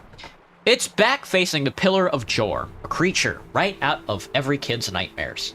A troll. A frost troll, to be precise. Horrid creature. A tribe of trolls who rose to prominence during the late Arcane Era. Some of the most infamous trolls during the Conquest were of this type. Gorgalash, for one, as well as the holdout, Orgro. The great troll warlord and one of the last holdouts against Earth. His name still haunts Troll's Pass, where the few trolls remaining in Ascon plot their revenge. Such fierce power. Just sleeping. Your goblin companion stares slack-jawed at the beast. There is a cage next to the pillar. Something inside is moving, but you'll need to get closer to investigate. That's our boy, dude. You can definitely sneak up on him, maybe get a nice strike in before he wakes up. A troll. Yeah.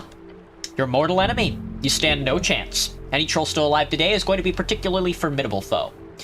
A cage. Should I sneak up and check it out? That is a possibility, however, it could end up poorly. Do it! You were lucky enough to find the troll sleeping. Now you can fuck him up bad style. But how do I ambush the troll? Opportunist, eh? You need to get closer first to do any proper damage, but you'll probably get stomped to death if you try it. Easy. Guy's fast asleep. Yell at the troll, wake up, foul beast! Good morning, troll. What do we do? I'm not sure, cleric. He reluctantly moves his gaze off the beast to face you.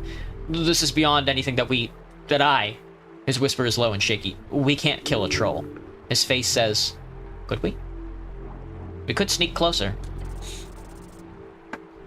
So we did. One step after another, you carefully wander up to the hulking beast. Hey, here's an idea. Just a sneaky little thought. You know that movable rod you carried around for some time now and not really used for anything? Put it in his foot, like underneath. Dastardly and esoterically correct. It will function as a wonderful trap. Check out the cage. Psst. You see a human in the cage silently standing behind the bars while gesticulating wildly. The yellow-clad man is attempting to convey the word help. Ah, yeah, this is him. Your so-called Frank, son of Frank. Hey there. The man in yellow carefully tells you, in a very silent tone, the troll is scared of Earth. Use that, good fellow. Oh yeah, I could do that. You see the man in the cage give you a very bright smile, almost too bright. You like him already. Now let's ambush this thing. Look to Snell. Your goblin companion nervously gives you a thumbs up. He's ready to go. Wait, how do I attack a sleeping troll, like, practically? Good question. Getting close to him would likely wake him up before you can get a hit in. The best choice here would be to simply attempt to break a toe. Yeah, you're guaranteed a success on that, while casting spells always carries an elemental risk. Break one. Nah, put the movable rod under the troll's foot. You attach the movable rod under the troll's foot without him noticing. It's basically a little nail to him, isn't it? But even a tiny nail can be painful as all hells. Good morning, troll.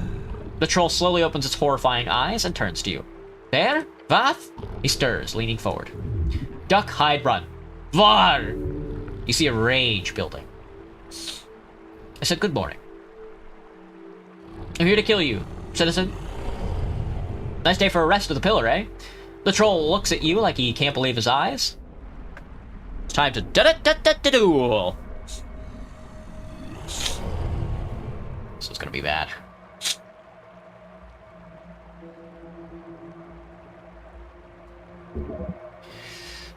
Destroy this insect.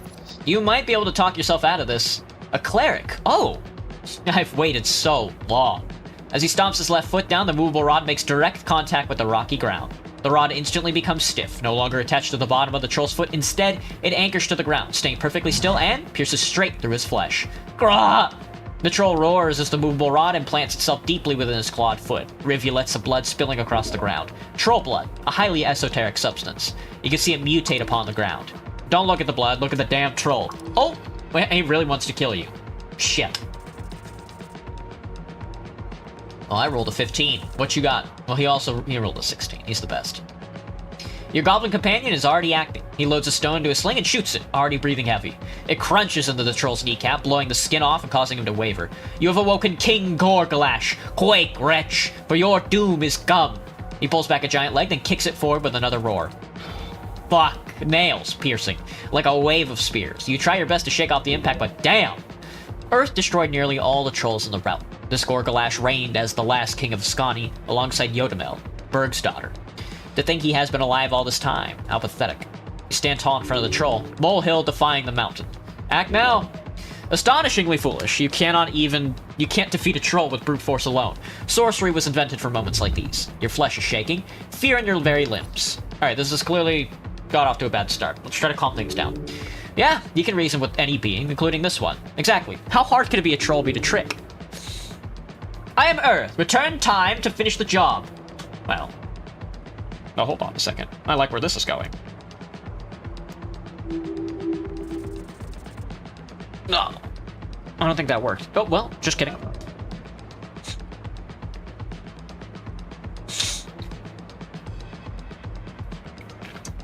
Kindness replaces the hatred in his eyes like a jailer's gate slamming shut.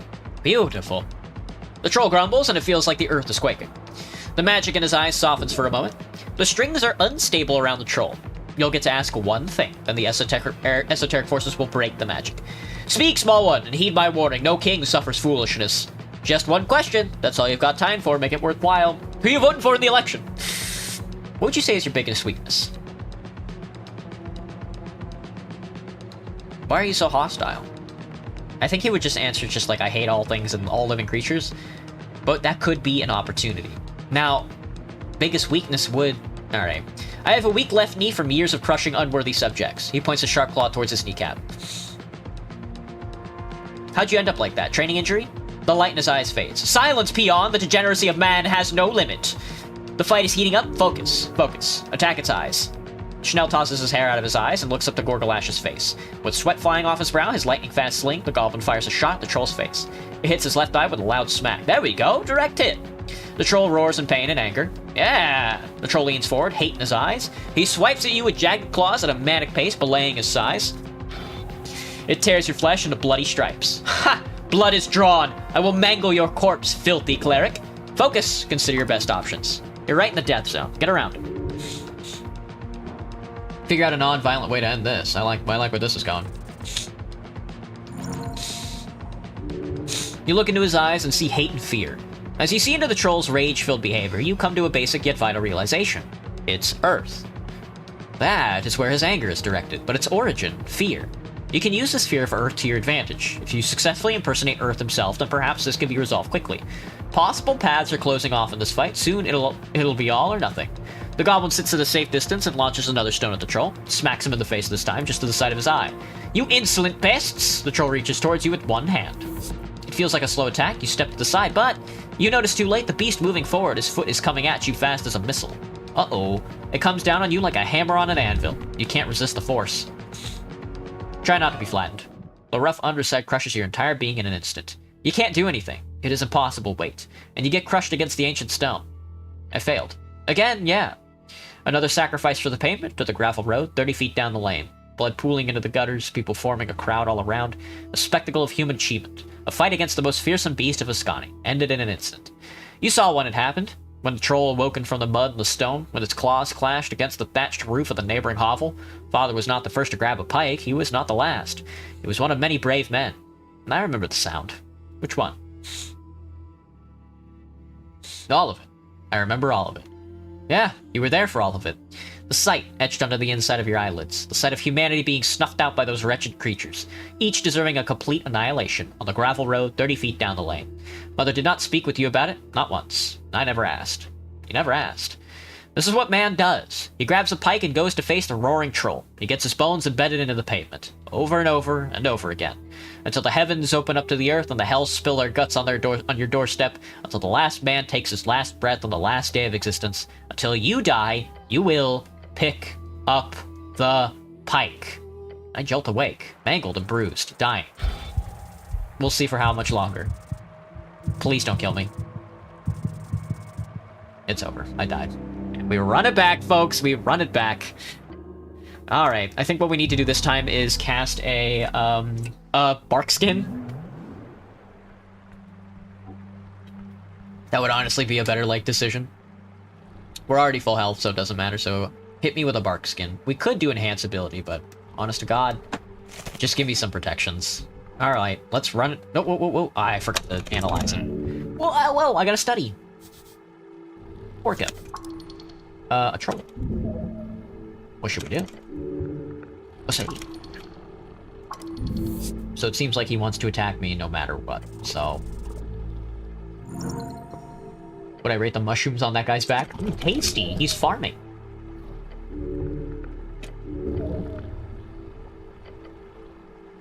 Oh yeah, I could do that.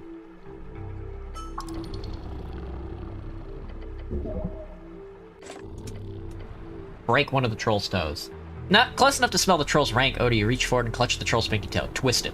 You grab it and give it a mighty twist. You hear a resonating snap like the first log in a house to crack before the collapse. The troll's eyes burst open as he bellows rage. Snell whips a stone to the side of the troll's thick skull. A handful of bone fragments spray into the pillar, leaving behind shredded skin and blood. That was a quick opener.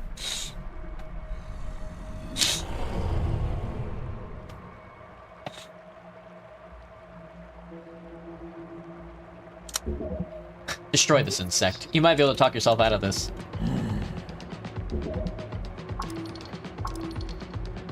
Roll check me. I got a 4.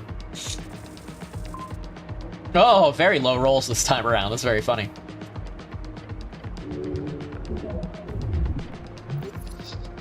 Okay, this guy's the best. Sorry, let's try to calm things down. Obviously charm him. Charm him, but the other way. We already know one of his legs is bad, but... Did he get me? Oh, God, dude. Whew. Beautiful. Why are you so hostile? What are you doing down here? You would ask royalty why they sit on the throne? The underworld is my dominion. The bass in his voices resonate, you feel his words. The tribe will return, then the humans will suffer. It's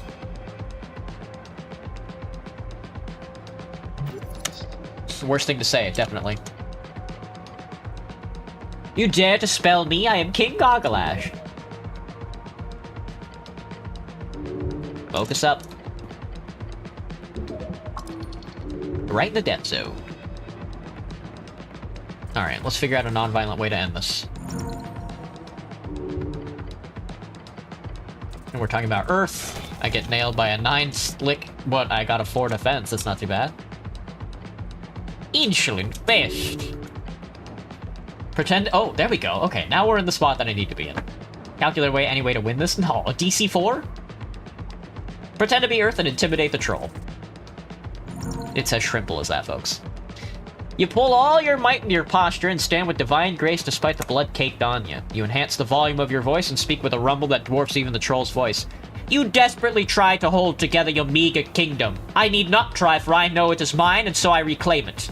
What? You are a violent creature, undeserving of my mercy. You're... No. You call yourself a king, I am a god. You think your size protects you? Know this. You are but a tree grown in my path to be chopped down. No. No. And now I lift my axe. The troll's anger turns to totally blind panic fury. He's terrified, the poor thing. This is the only way you can end this without more death. Also, it was sick. You killed it. The troll reaches towards you with one hand. Feels like a slow attack. You just have to... Oh, he's gonna crush my ass. Leaf land.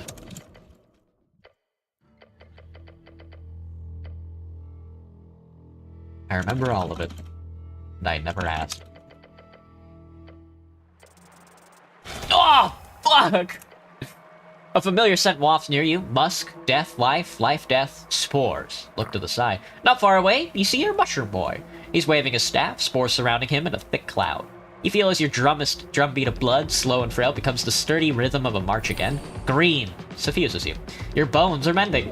A healing spell cast through the primal. A risky heroic effort. It's like a magazine tale. Damn. You live? Bones cracked and soul returned? Yeah, you live. The troll lets out a cackling laughter. I crush you. Yet you stand. Cockroach? How are you alive? Snell yells, loading another bullet. Never mind, just keep fighting. This is when it ends.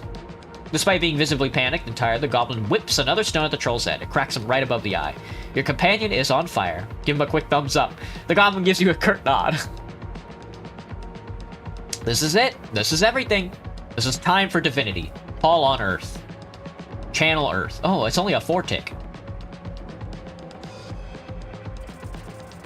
Ah! I rolled a nat 1, dude. You lift your head up and try to find within you the delicate yet omnipresent connection to Earth. Seek divine strings. It's there. You draw it into yourself like you're siphoning from an ocean. It fills you up. You burst out of the seams with divine power. You feel Earth inside you. If you weren't deep in combat right now, we would have a think about the wording of that. Troll! Then the kingly troll looks around. His face twisted in pure panic. No. No. Be gone! You will not get me. No.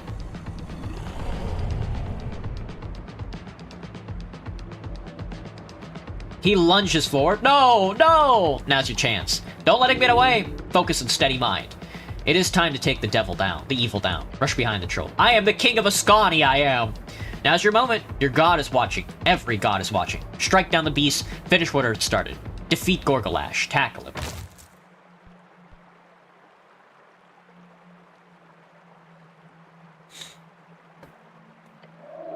You hear his roar fade into the rushing water below. Something tells me that's not the last time we're going to see him. With that, it's over. You make sure the fading echoing yell of the beast means he actually went all the way down to his doom. Big leader Gorgalash has fallen down to the gravity flip. That means the troll has 1 in 20 chance of survival. Let's hope. Take a step back from the edge. A shaky breath leaves your chest. I can't believe it. That wasn't just a regular troll either, was it? On the ground, just off the edge of the chasm, you see the only proof left behind by the beast. A tooth. Tusk. It's called a tusk. It only took me 2 attempts. Yeah, usually I get owned. A troll king. Grab the tusk. I'm just happy to be alive. Take any hits, Snell? Nope, nothing. You tank those hits all by your lonesome. Speaking of which, how you holding up? You took some pretty nasty blows. I'll manage. I figured you'd say something like that. Let me know if you need another break. We both deserve it after this, but for now, let's go check out that weird cage. Seems like someone's inside. Yeah, we gotta go talk to that Dorcas now. A tooth, you say? A tooth. Oh, they took my immovable rod! No! My immovable rod is gone! In exchange for a tooth. The tooth of an Ascani troll shivers in your grip, trying to regenerate pieces of its marrow. Its esoteric properties have an effect on you. +1 strength, quickly regenerate HP over time. That's pretty good. Not something I'm into, but nevertheless. Well, look at us, dude. Look at us. The troll must have raided some undercoast merchants. Troll must have an expensive potion of healing, a bottle of milk, -5 constitution, goes crazy. That's a fucking funny-ass item. What the hell? The bottle of... Oh, this just trades stats. For how long? A bottle of freshly squeezed milk. The label says it's produced in the hills, so it's the finest of the finest. -5 constitution is crazy to me. Pillar continues even further down. The pillar of Jor towers above you. He is speaking to you. Touch the pillar. You place your palm against the damp, soft surface. Huh. Yeah. There's a sentience inside. The strings are connected with something beyond. It's easier to make out down here. It appears the esoteric power grows more intense the further down you go. Logically, this could indicate there is a central point somewhere within the Undercoast where the power is at its climax. Unfortunately, you can't reach so deep. No one probably can. However, you could try to reason with the sentience if you so desire. It could prove useful. Ooh. Now, with the pillars so far beneath your dear decaying city, the voices are loud. You know damn well what they are. Only a fool would ignore it. The unreasonable assessment of death. Press your palm hard against the surface. Many have written about the Pillars of Joy. Modern scholars talk about them as nothing but relics of the Gate War. Gates themselves to other worlds, the worlds we all came from. However, Arcanists knew better. While it is not common knowledge, and most would consider it nothing but an esoteric conspiracy, the great men of old Dimmador understood the Pillars. They knew they are gates. Gates. Dormant gates. But these whispers beyond are not some alien mind attempting to converse. No, it is but the mindless chattering of souls. Souls of our dead. They're finding their way into these dormant gates. Why? We can't tell. But that is what these screams are. The yelling of the dead. How horrific. Yeah. Yeah, it is. But this is as far as you go. You understand little about this esoteric relic of the Gate era, except the souls. You feel the dead inside. Oh, yeah, something to analyze at a later date. For now, having discovered these many levels of the pillar, you feel confident traversing the paths between them. You've unlocked fast travel between the levels of the Pillar of Joy! Good to know I secured these paths now. Feel secured. For the moment, yeah. Remember, any part of the city below which is not continuously inhabited and tamed will eventually be reclaimed. Reclaimed and scattered. This thing sure is way more active than I'd imagine, considering it's just sticking out of the center of the city. A shift might be happening, but that's for you to investigate, not now. It's not eerie, or is it strange, but it is a familiar scent, one that's just beyond your mental grasp. As the blue will say, in time. Remember, to feel as much as you think. And esoteric is not something to be only detailed on paper, it's a wild thing to be learned and loved. Yeah, in time, it will be more important. For now, you will do as all the others do. When it comes to these pillars, leave them alone. Yes, yes, yes. A fast travel network unlocked for defeating a god.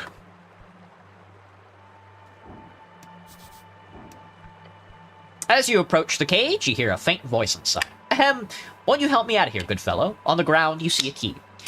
Ah, troll dropped it. It's for the cage, of course. Yeah, must have fallen off the troll during the fight. You could probably ask for some type of reward in a scenario like this. What do I get in return? Eternal gratitude and a lifelong friend? What kind of friend? Ah, the very rich kind. I might currently just be a prisoner of war or something like a kidnapping victim, but I have my coffers to summon. What do you know about the tea shop? Look, I'll be very happy to answer any questions you got, but please, you hear him bang on the bars. I'll be much more talkative with my freedoms in order. Think I should open it, Snell? Mm-hmm. Yeah, I think you should.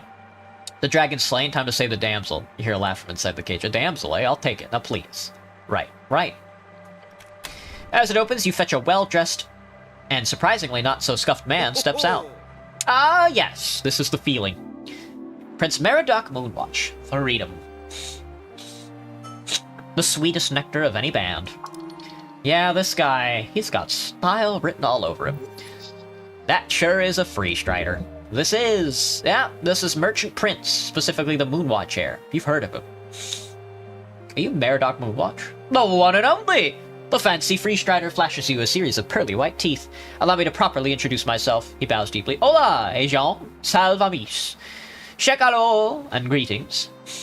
He bows forward in a deep performative motion. My name is Meridoc Moonwatch, great merchant prince of Reeds. Pleasure to make your acquaintance, and quite honestly, a much bigger pleasure to be rescued by you.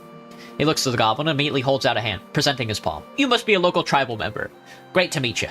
He looks at the hand for a beat too long. The goblin did not like the tone of that. Technically, yes. He shakes the human's hand. I'm Snell. Ha! Snell knows that's not a handshake. Love it. Ah, of course, Meridoc says, returning a limp shake. Yeah, you're not supposed to shake. That's a free strider thing. They just show their palms to people. Showing one's palm is quite the ironic visual for such a wealthy, focused ideology.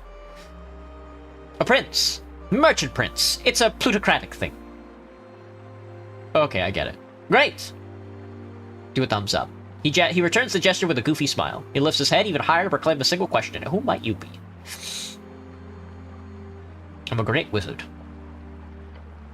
Alright, not the Arcanist kind, right? You carry the weight and pride of a true wizard.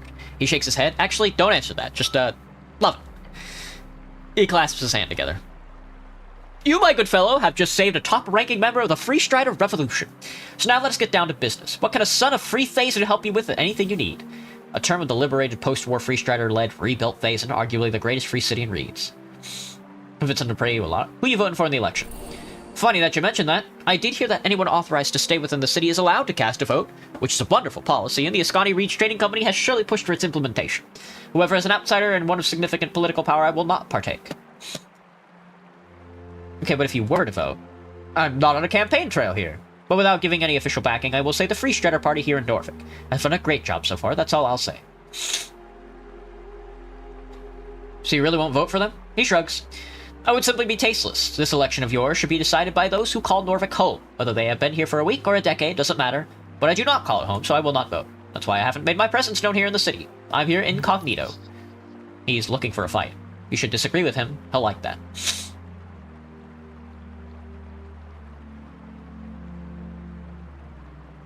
This makes sense to me. The future is a world of free strider after all. Allowing anyone to vote like that is an awful policy. It can and will be abused. I don't care if you're not voting, you're useless. He lets out a big laugh. I like the spirit. Democracy only spreads with that kind of heart and gut. Keep it real, good fellow. Why are you here? Great question. I'm on a covert expedition, you see. Covert? Yes. I'm on a journey to document the experience of the esoteric wonders beneath your city of Norfolk, meaning the maze of the water temple, the depth of the fungal valley, and of course the great undercoast path itself. A half-frozen, half-submerged spiral maze in the city below, found underneath the mouth of the river Torna, and is said to suck in a portion of the river's water, and is sending it to the undersea. A similar temple is said to be found at the start of the river, far inland, nearing the edges of the infinite wastes. Well, why here? Because these wonders are truly wondrous. Quite honestly, reaching the gravity flip just isn't as easy as it used to be.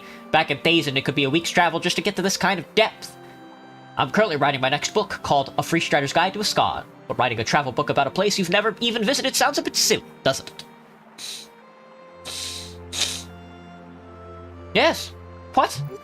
Don't just give a one-word response like that. It breaks the flow of conversation. Jeez. Sorry, I'm just nervous. You're a celebrity, you know. Sure. Okay, anyway. I use my trusty collection of spells to make my way down. Some invisibility, some detect magic, some charm person. A classic first-level divination spell. It allows to cast a few magical effects, enchantments, illusions, and other esoterical things clearly within a certain range. You don't have access to this currently, but Detect Secret should be a good substitute. Following the directions I brought from an old retired cleric, a recommended source, I found the hidden path down to the Tolstad tunnels. Easy trip, surprised me, really. Who'd you cast Charm on? A bugbear named Moongore. Lovely lady, but she more or less forced my hand. You know a fair amount of spells? He stretches a bit, looking uncomfortable. It's not something I like to advertise, but yes, I've been trained since I was a lad. As you might imagine, the horrors of magocracy might make magic a less than desirable skill among free city leaders of all kinds. Tell me about this old retired cleric. Of course! A fellow named Boris. He lives with a monkey. What? A gorilla, to be precise. Ape, I suppose. His roommate. Not entirely sure why I mentioned it, but it just seems like the most natural point of interest about Boris's character. I was recommended to him as a source of information about delving and Norvikian navigation. He's apparently served as a cleric here for over 40 years. Hells of a career. I'll have to meet him someday. For sure! He lives near the... what do you call it? The big facility built into the ancient ruins to the south of here? Palace District? That's the one! I'm sure he'd love to talk to you as well. He looks away for a moment. Boris! Yes, a lovely fellow. Probably one of those retired clerics doing side work for the Pest Control Guild. It pays. But man, you gotta meet this guy someday. Like a monkey roommate? What the hell? And then the troll? He groans and rubs his eyes. I really should have been more careful, but once I had reached this far down, I figured there wouldn't be any trouble if I just rested a bit under one of these mushrooms. Mostly to regain my spell slots. And, well, there's not much to say. I was thrown into the cage, interrogated a bit, but by that brutish troll. I spent my remaining spell slots on him, but nothing seemed to work. Did you manage to talk to the troll? Sure! If by talk you mean him screaming at me and threatening to eat me for a fair bit of time, lovely experience, I'll go straight to the book. The last vestige of Ascani's brutish past. Yes, that will work. No useful information. Well, the brute did mention how much he hated Earth. Sounded like he was on one of the few who survived your dear god's cleansing during the city's founding. He also spoke about rebuilding the tribe, but I'm not sure what that even means. So, good riddance, I say. Such a beast has no place in civilized society, compared to the half-giants of Orgini. I do not see much potential in trolls. He glances towards your goblin companion. Goblins, for example, are more or less stellar examples of this democratization of tribal cultures, if you pardon the expression. Snell looks tired. Happy to be stellar example for you and your ideology. Yes, he did seem quite esoterically resistant. Indeed! Not entirely, of course, but every charm person I cast just bounced off. At first I thought it was due to his nature. Obviously, charm person only works on direct humanoids. However, trolls are distinctly a giant variety. They even speak a broken offshoot of the giant tongue. So I'm quite confused over it, considering the esoteric freeze around the beast. I'm sure there may be some strange pocket or biome effect he carried with him. Quite strange. Either way, he's gone now. Hopefully, the way he fell down into the deeper reaches of the gravity flip should suggest a gruesome death. But don't take anything like that for granted. What makes these parts so wondrous and horrific both is the esoterically unstable nature of these strings. You never know what you'll get. You know anything about that tea shop explosion? His smile drops. I suppose I should tell you a little story. Yeah, we've been looking for you, Mr. Frank Frankson. He nods to the goblin. I hope we can get this under wraps, of course, but as you might have imagined already, I am down here without any permit. I don't care, just tell me what you know. He braces himself. I arrived in the morning and planned on taking a stroll through Tolstead before heading down. My presence was a bit of bad timing, really. A week before the election and the son of Free Thason arrives on the scene. That could cause a bit of havoc, and since our dear Ascani Reed's trading company was doing so very well in this election, I did not want to steal any limelight. But then, of course, fate intervenes, and just when I find myself before the Ascani pillar, a darn fireball goes off next to me. Just my luck. So, once the ringing had stopped and some goblins started swarming the place trying to put out the flames, I decided quite quickly that this could end poorly for both my timetable and the poor people who had to deal with this mess. So he snuck away. Indeed. I rushed down the stairs. Since I already had my direction, I figured I'd postpone the upstairs sightseeing. Head straight down to the below, as you people say. Stumble upon anything along the way? A free strider gives you a solemn frown. I saw something. You see, I have a pair of glasses. They allow me to detect magic, among other things. What'd you see? I saw a man on fire. What? Specifically, I saw the outline of a man, invisible. An invisible man. Perhaps I should describe it more like a... He scratches his chin, then perks up. Ah, yes. An invisible smoking man. My glasses allowed me to see him, or at least the faint outline of his esoteric illusion. Where'd you see him? I had just entered the... What's it called? The area right below, with all the apartments and the big ravine? Pillar crossing. You saw this invisible man at the pillar crossing? Yes, that's it. I saw him heading across the bridge, or rather towards the pillar. What time did you see this? There couldn't have been more than a minute after the explosion. How many seconds does it take to walk from the pillar upstairs to the pillar downstairs? 60 seconds tops. Then perhaps that. I was rushing to get away from the job after all. Could you see any other details about the man? It was clear that it was a man. He was on fire, and he was probably wearing some type of armor. The silhouette made them fairly obvious. A man, I would guess. Too tall for a dwarf, too short for a, I don't know, half-giant. But really, a humanoid slightly taller than either of us. I'm sure you've experience with detect magic, but my glasses are not as powerful as that spell usually allows. So sadly, all I could see was that silhouette. What'd that man do? That's the question worth 1,000,000 tens, eh? What did he do? Meridoc takes a deep breath. He went inside the pillar. Inside the pillar, he says. Elaborate. The Pillar of Jor. I agree. That seems reasonable to do. It's strange, but let me be clear. I first thought it was a strange esoteric event or a ghost, because this silhouette I saw, it went straight into the Pillar of Jor, right in, as if it walked into the stone, and the stone turned into... How do I describe it? A magical mass, warping around the invisible man, his flames being put out, and his being emerged into it. A portal. A gate. He walked into a portal? That would be my guess, yes. Wherever he went, once he was inside the pillar, his presence disappeared. Immediately, along with that esoteric force emanating from the stone. I've never seen anything like it, but I have read about it. The Pillar of Jor across the coast. The Arcanists performed many an experiment on them. There have been reports found in hidden documents during the rebuilding of Thason, you see. Documents from high-ranking Arcanists.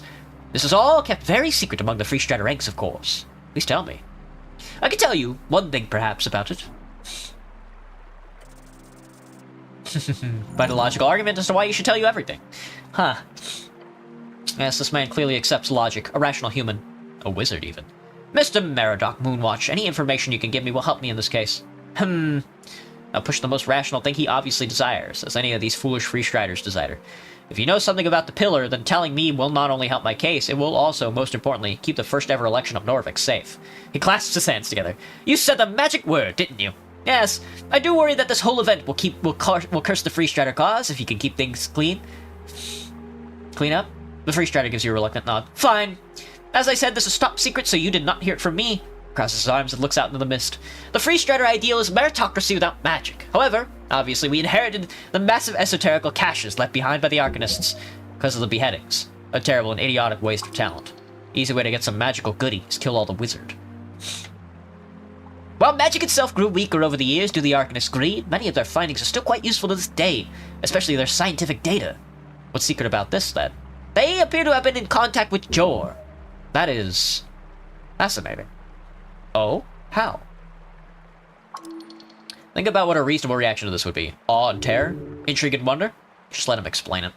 It's not exactly a conversation or anything. They received esoteric messages, not unlike the ones recorded during the Gate era by, well, civilizations like the Snail folk who built all these ruins around us. It was an omen. You might call it...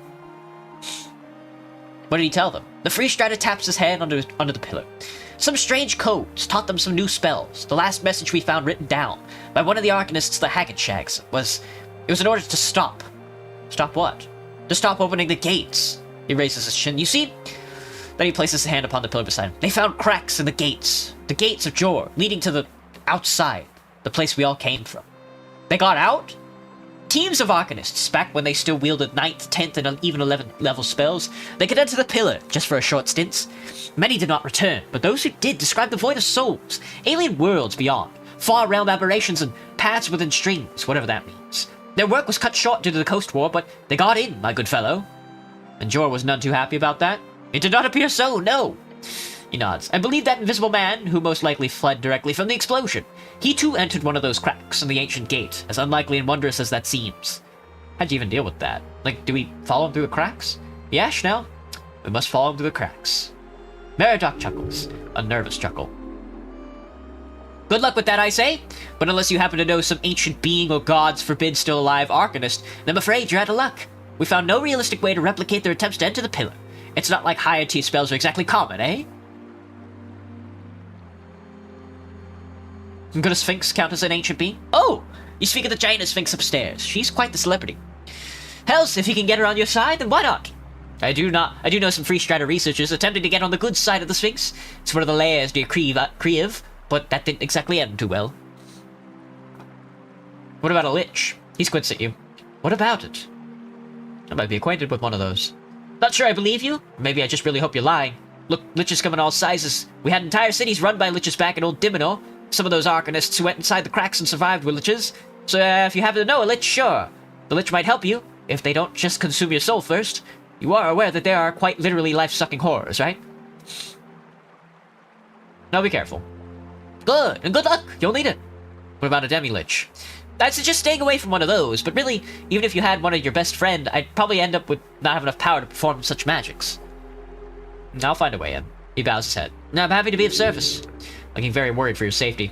Your goblin companion, who stands quiet next to you to discuss these methods of interplanar travel, raises his hand. Just to be clear, we're talking about teleportation. Magical teleportation. Nod slowly. Snell side-eyes the grinning Free Strider before leaving and leaning in with a scowl. Look, I'm speaking on behalf of Lady Sageleaf when I say this. He takes you aside a few steps away from Meridoc. The halfways want this handled, no matter the obstacle. This could be very dangerous. No, I get it. His eyes speak of bravery in the face of an overwhelmingly new experience. I'm not taking this lightly, I promise. Why does Sageleaf really want this badly? The goblin thinks about it, letting his eyes land upon the pillar. Then he tells you, if we don't get something tangible, like for example this rogue spellcaster, then the halfways will be in a really shitty situation. Oh? Tell me more. Economically speaking, the city is fucking us all the time. Sorry to break it, but your bosses don't really make it easy for us. My bosses? Yeah, they suck. Agree to agree. If the city manages to get their way on this whole fireplace failure narrative, along with all these damn zoning disputes, legally we're looking to get completely screwed. Lots of tenants that we have to house without any permits for the apartments they occupy. Hundreds of buildings across Tolstad, commerce, living spaces, even some governmental locals. Ooh. If we don't get something tangible, or at the very least some type of leverage on your dear Magistrate Darrow, then it lets out an exasperating sigh. I have to do anything I can to stop that from happening. The old lady put her trust in me to handle it. And that's what we'll do. Let's have an adventure. He instinctively grabs it, giving you a solid handshake. Let's have a gods be damned fucking adventure. We have decided to go to the Pillar of Jor. Oh, how lovely! I hope you survive. If you do, I'll be sure to write a piece about it. You know an elf here on Tolstad? Not really, no. I have a few elven friends and reeds, but I'm quite new here to Norvik. How come? Nothing you need to concern yourself about. I'm mysterious, but I won't pry, I swear. Tell me more about you. A dangerous thing to ask a merchant prince. Then look around and stare at him some more. He stares back for a second before continuing. I'm just someone who could very easily talk your ear off. He lets out a hearty laugh and strikes a pose. I've been known to bore officials in every city with my political rants and intrigue common folk around the coast with my tales. So go ahead. What do you wish to know about Meridoc Moonwatch? Don't speak of yourself in third person, it's pretentious. I don't do it that much, do I? You appear to have left an impression on the Free Strider. His micro expression shows insecurity now. No, it's fine. Right. Damn, didn't think he'd be that sensitive. Wonder what other old bullets he could shove a finger into. So you're an author? I am! Over the course of a very long and illustrious career, that's only getting started, by the way, I've written over 30 books to date. 5 historical biographies about post-war revolutionaries, those important figures who paved the way for free striderism, over a dozen highly regarded novellas following the adventures of the fictional mage hunter Pelric Schmed, and of course, the rest of my famous travel journals, the main series of which focus on a band each. So, and I've only got 3 more to go. Which bands have you yet to explore? Divinity Torum. Since I'm still awaiting the official invitation from our Free Strider contracts in the Golden Horde, it would be much easier to explore the mountain and its slopes if I had the Celestial Bodyguard, would it not? Natascani! I'm here to research the book right now, and finally... Yep. Yeah. As I'm sure you know, it's not exactly a band friendly to outsiders. Even if you ignore the giant magical walls stretching across the eastern and western land paths, as well as the tree creatures tossing boulders as any ships nearing most shores, or the giant ethereal spiders, or the blood curses, or the infinite swamps, or the wild primal spirits. Even if you ignore all that, Yim's biggest issue for an explorer is simply the fact that we do not have a single contact inside its borders. Oh, my nose is so stuffed. They do exist. We know of many folk who originate from its shores and forests and strange broken cliffs. However, since the Fade Era, there does not seem to exist any large-scale civilizations. One day I will brave its trails. But it will be the last band I tackle. And it might be my due. But if there are people inside those walls whose lives could be improved through free striderism, then it is my duty to do so. You're quite the writer. Sure am. It's something to do during those long winters in my mansion on Dazen, or on those long ship rides across the coast. How'd you become a trade prince? Long story! As in, an actual very, very long story. Well, I've got the time. Wonderful. He gives you an excited nod. Alright, I'm gonna switch the voice off, because it's hurting my throat. Oh. I was born during the Battle of Thazen. That's quite the detail, isn't it? The Battle of Thazen, with the tanks and the fall of the city? Oh yeah. It was the beginning of the end of the Magicrats. My father was the head of the minor noble family in Thazen at the time. He protected us as the city crumbled, and he swore on the day to never again support the Arcanists. That was the day the revolution started as well. In time, my father joined them. As the wizards attempted to rebuild their city, free striderism grew among my people. It was a natural event, like an awakening among all folk. I was there, and saw it every step of the way. The Arcanists no longer flew in the skies, they could no longer harness those infinite power sources. We mortals can now strike them down. Me and my sisters have fought with the revolution all our lives. As we won, our family's trade corporation was regarded as a cornerstone of the Free Strider movement. We were ordained as a high corporation.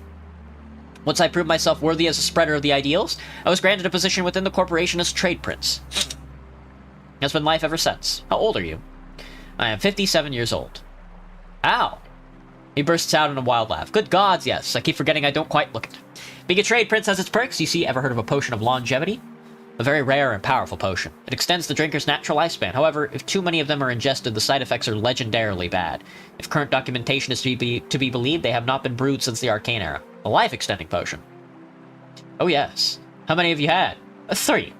It's quite risky to drink anymore, though, so I probably won't. You see, they get progressively more side-effecty the more you ingest them, and considering what my coven tells me, I should probably be happy with the natural death now. How expensive are they? Arguably invaluable. However, if I were to do some head math by supporting my personal coven, funding their brewery, and buying all the ingredients, I've probably paid somewhere around 1,000,000 tens for each of them, maybe more. That's maybe upwards of 2 million crowns. Don't think I can afford that. Fair. Can I have one? No. Please?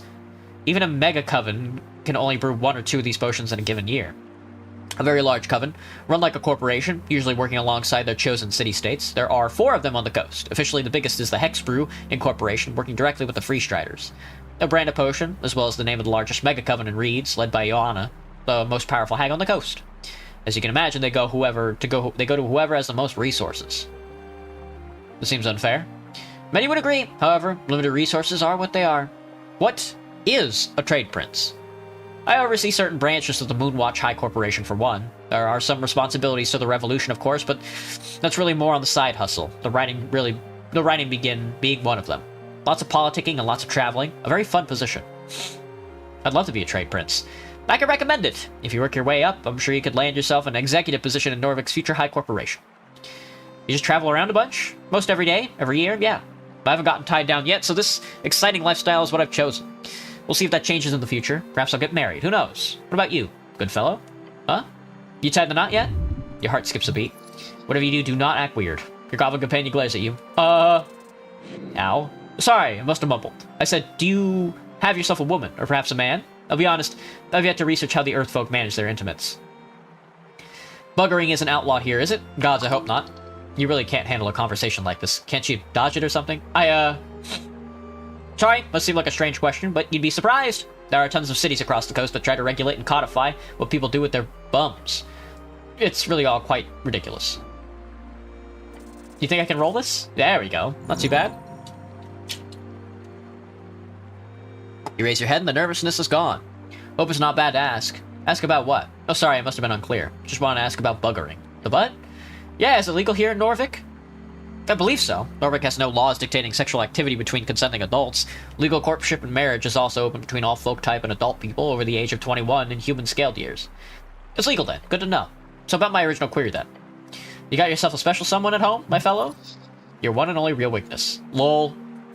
That's a street acronym. Means lack of ladies. Usually derogatory. No. Oh. Stared at him nervously. Well, I wish you well in the future then. If that is a thing you even want to begin with, of course. Many go through life alone, and many do it without a standard experience of love. And that is all valuable as well. He nods and smiles. Is this the guy who dropped the yellow hat? Most likely, yeah. Oh! Would you look at that?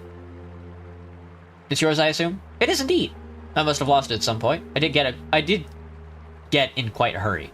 He reaches into one of his collected packs and pulls out a book. This is at least I could give you in return. A signed limited edition copy of Beyond Reads. Ooh, thank you. Thanks.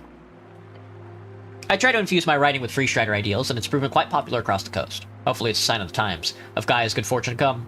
He smiles, puts on a fancy yellow hat. It does not look good on him. It sadly does not suit him. You will continue imagining him without the hat. Aw. Gods, I love this hat. It's been on a lot of adventures, you know. Oh, I wish he wore it. Convince him to pay you a lot of crowns. Oof. Oh!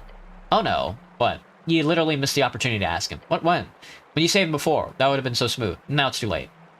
No. Roll it again. There we go.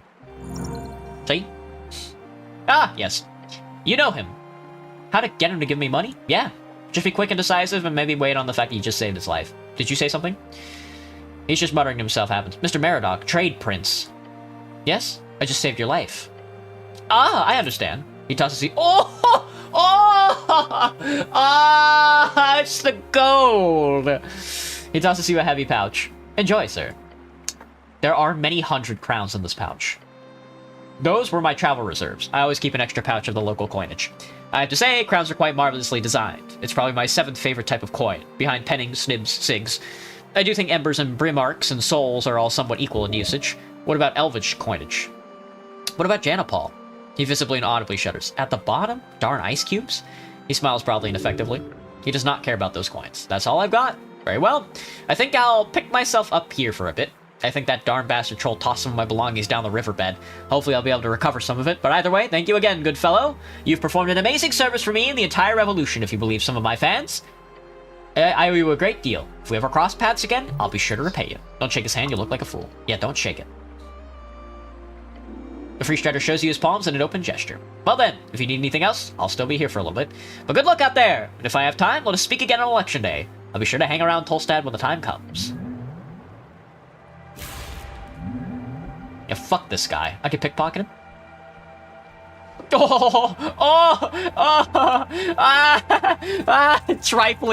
Trifling 1,000 crowns off of this motherfucker.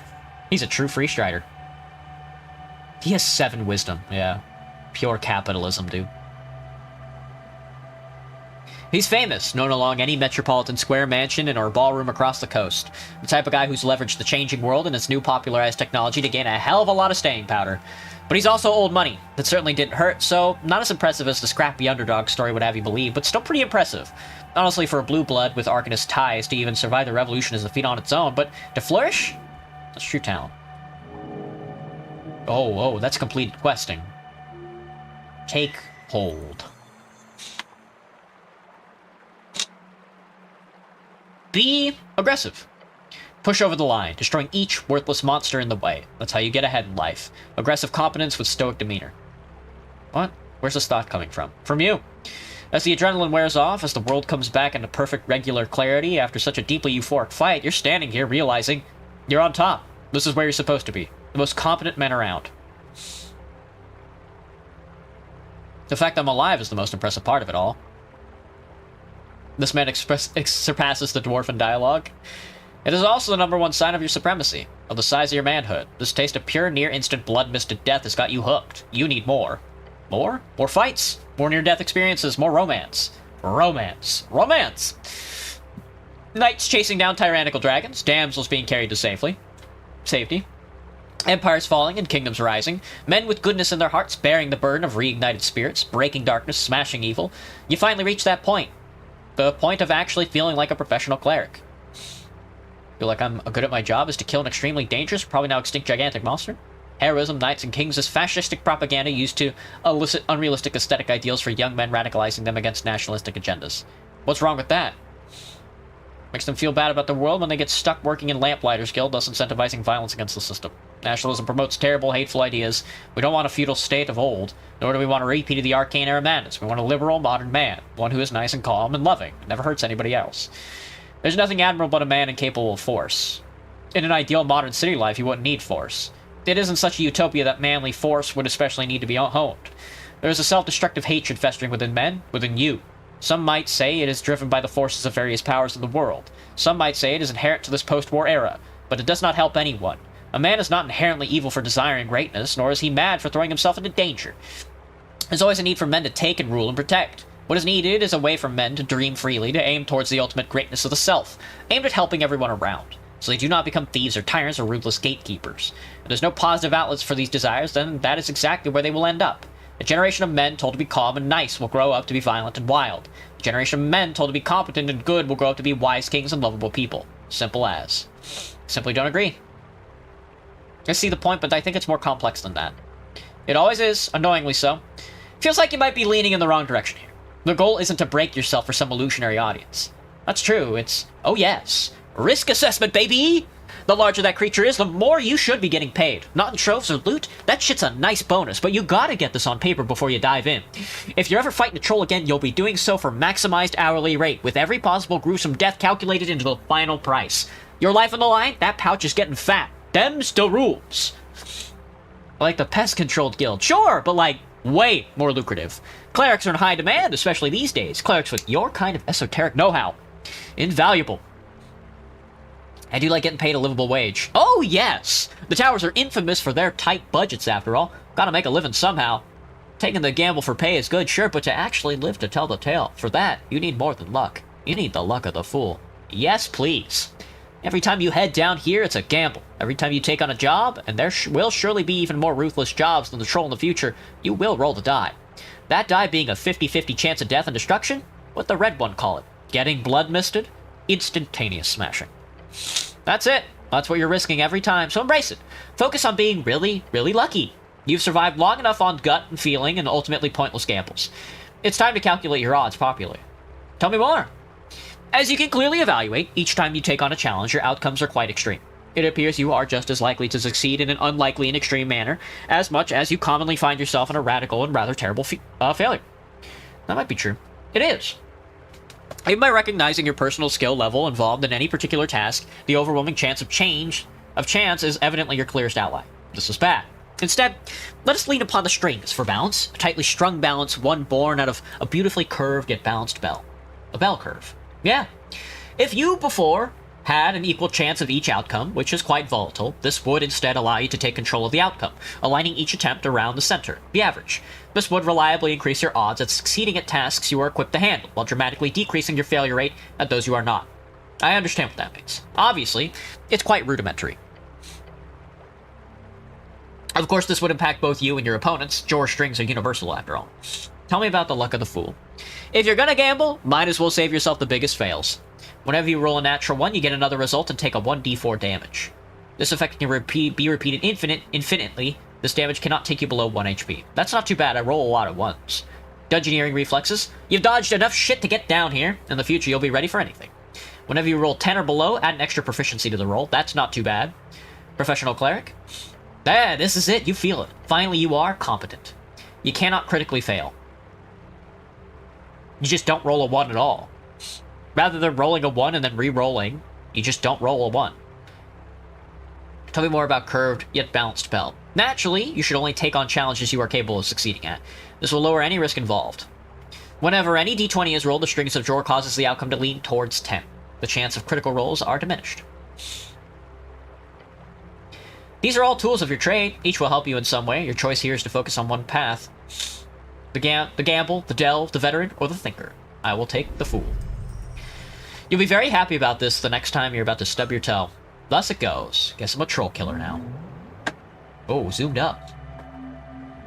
Now, I can't use that at all, of course, but... Oh, unless I... No. Ascalist is kind of...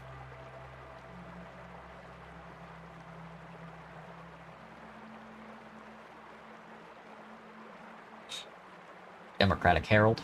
We might get rid of Democratic Herald. God Emperor Wizard. Lady Fair. We might get rid of Lady Fair as well, honestly.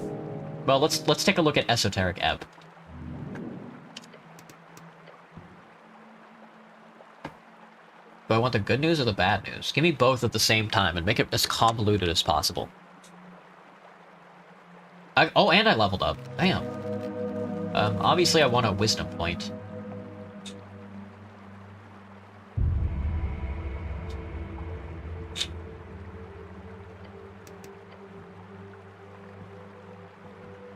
So, what does that look like in practice?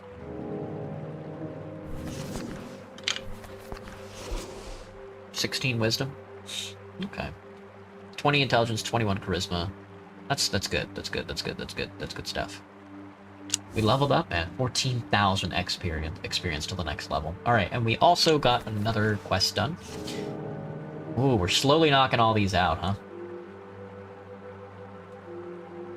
The Gate of Jor. That's lost mines, son. That's lost mines. Cryptiki, ba? Riveteki.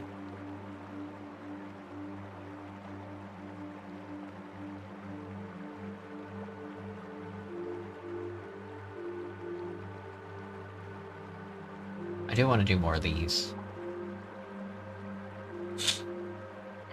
Esoteric Ebb.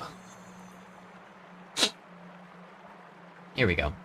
Delved deep, sought far, seen within, watched without. The Pillar of Jor, an ancient bulwark, its gate rising beyond. Yeah, I got pretty deep down to figure this thing out. Yeah, it continues far, far below, each step of the way making it clear to you how little they matter, these vestiges of the maker of your world.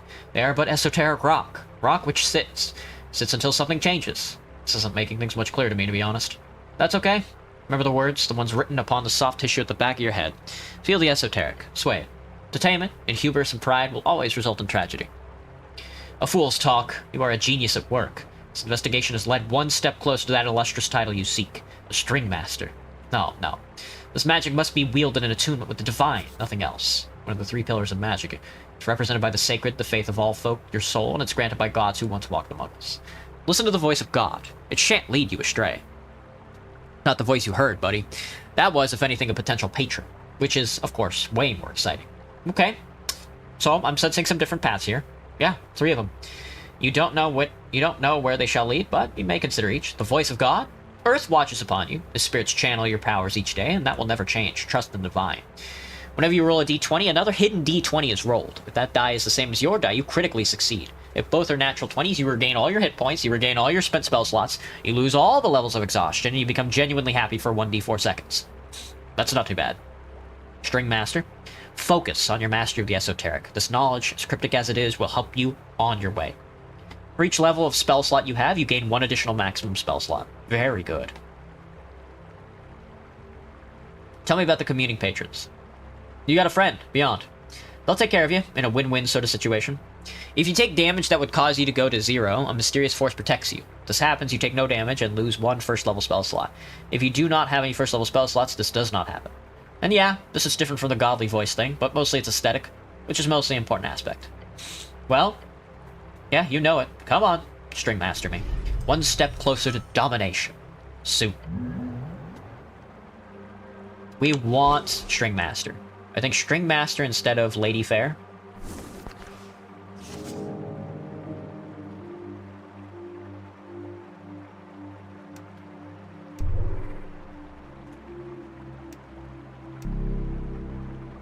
take it. No, we can keep going. We can fucking keep going. This game is kind of infinite right now. Oh, God in heaven. We only have 2 days left. So much to do in 2 days. I got 1,000 gold. I got 1,000 fucking gold, dude. Grants a minor charisma increase for a week? I don't see why I shouldn't drink that. Isn't that just, like, permanent? Don't I have another one of those? Minor constitution increase? I don't know. Maybe I should have been doing that a long time ago. Charisma increase goes crazy. This is a bucket. Dear God.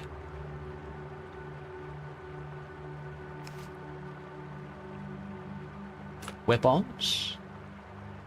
Good in a situation where you might need a hammer. I almost have all the rats as well. It's like a rat. We still gotta find the ant home. We gotta find the ant home. We gotta do a lot. We gotta take, like, the book back to, what's his name? We gotta go back up and talk to some people. We still haven't found the Asgal resistance or anything like that. We gotta do all that in 2 days. I'm already halfway through that day, so... Damn, son, where'd you find this? Oh, ow, ow. All right. That was more Esoteric Ebb. Damn, that's a good game. Damn, son, that was fun. First day of my weekend? What a fun game to play. Oh... Trump may or not go full on terrorism. That's what I've read as well. That's pretty bad. We'll see how it goes. It's just not fun. Not fun at all, man. With that being said, though, I'm gonna take off. I'll see everybody tomorrow. Or... what are we doing? Tomorrow for Divinity 2. I hope everybody has a good rest of your day. Bye-bye, everybody. Johnny. Man, I can't wait to play this game again.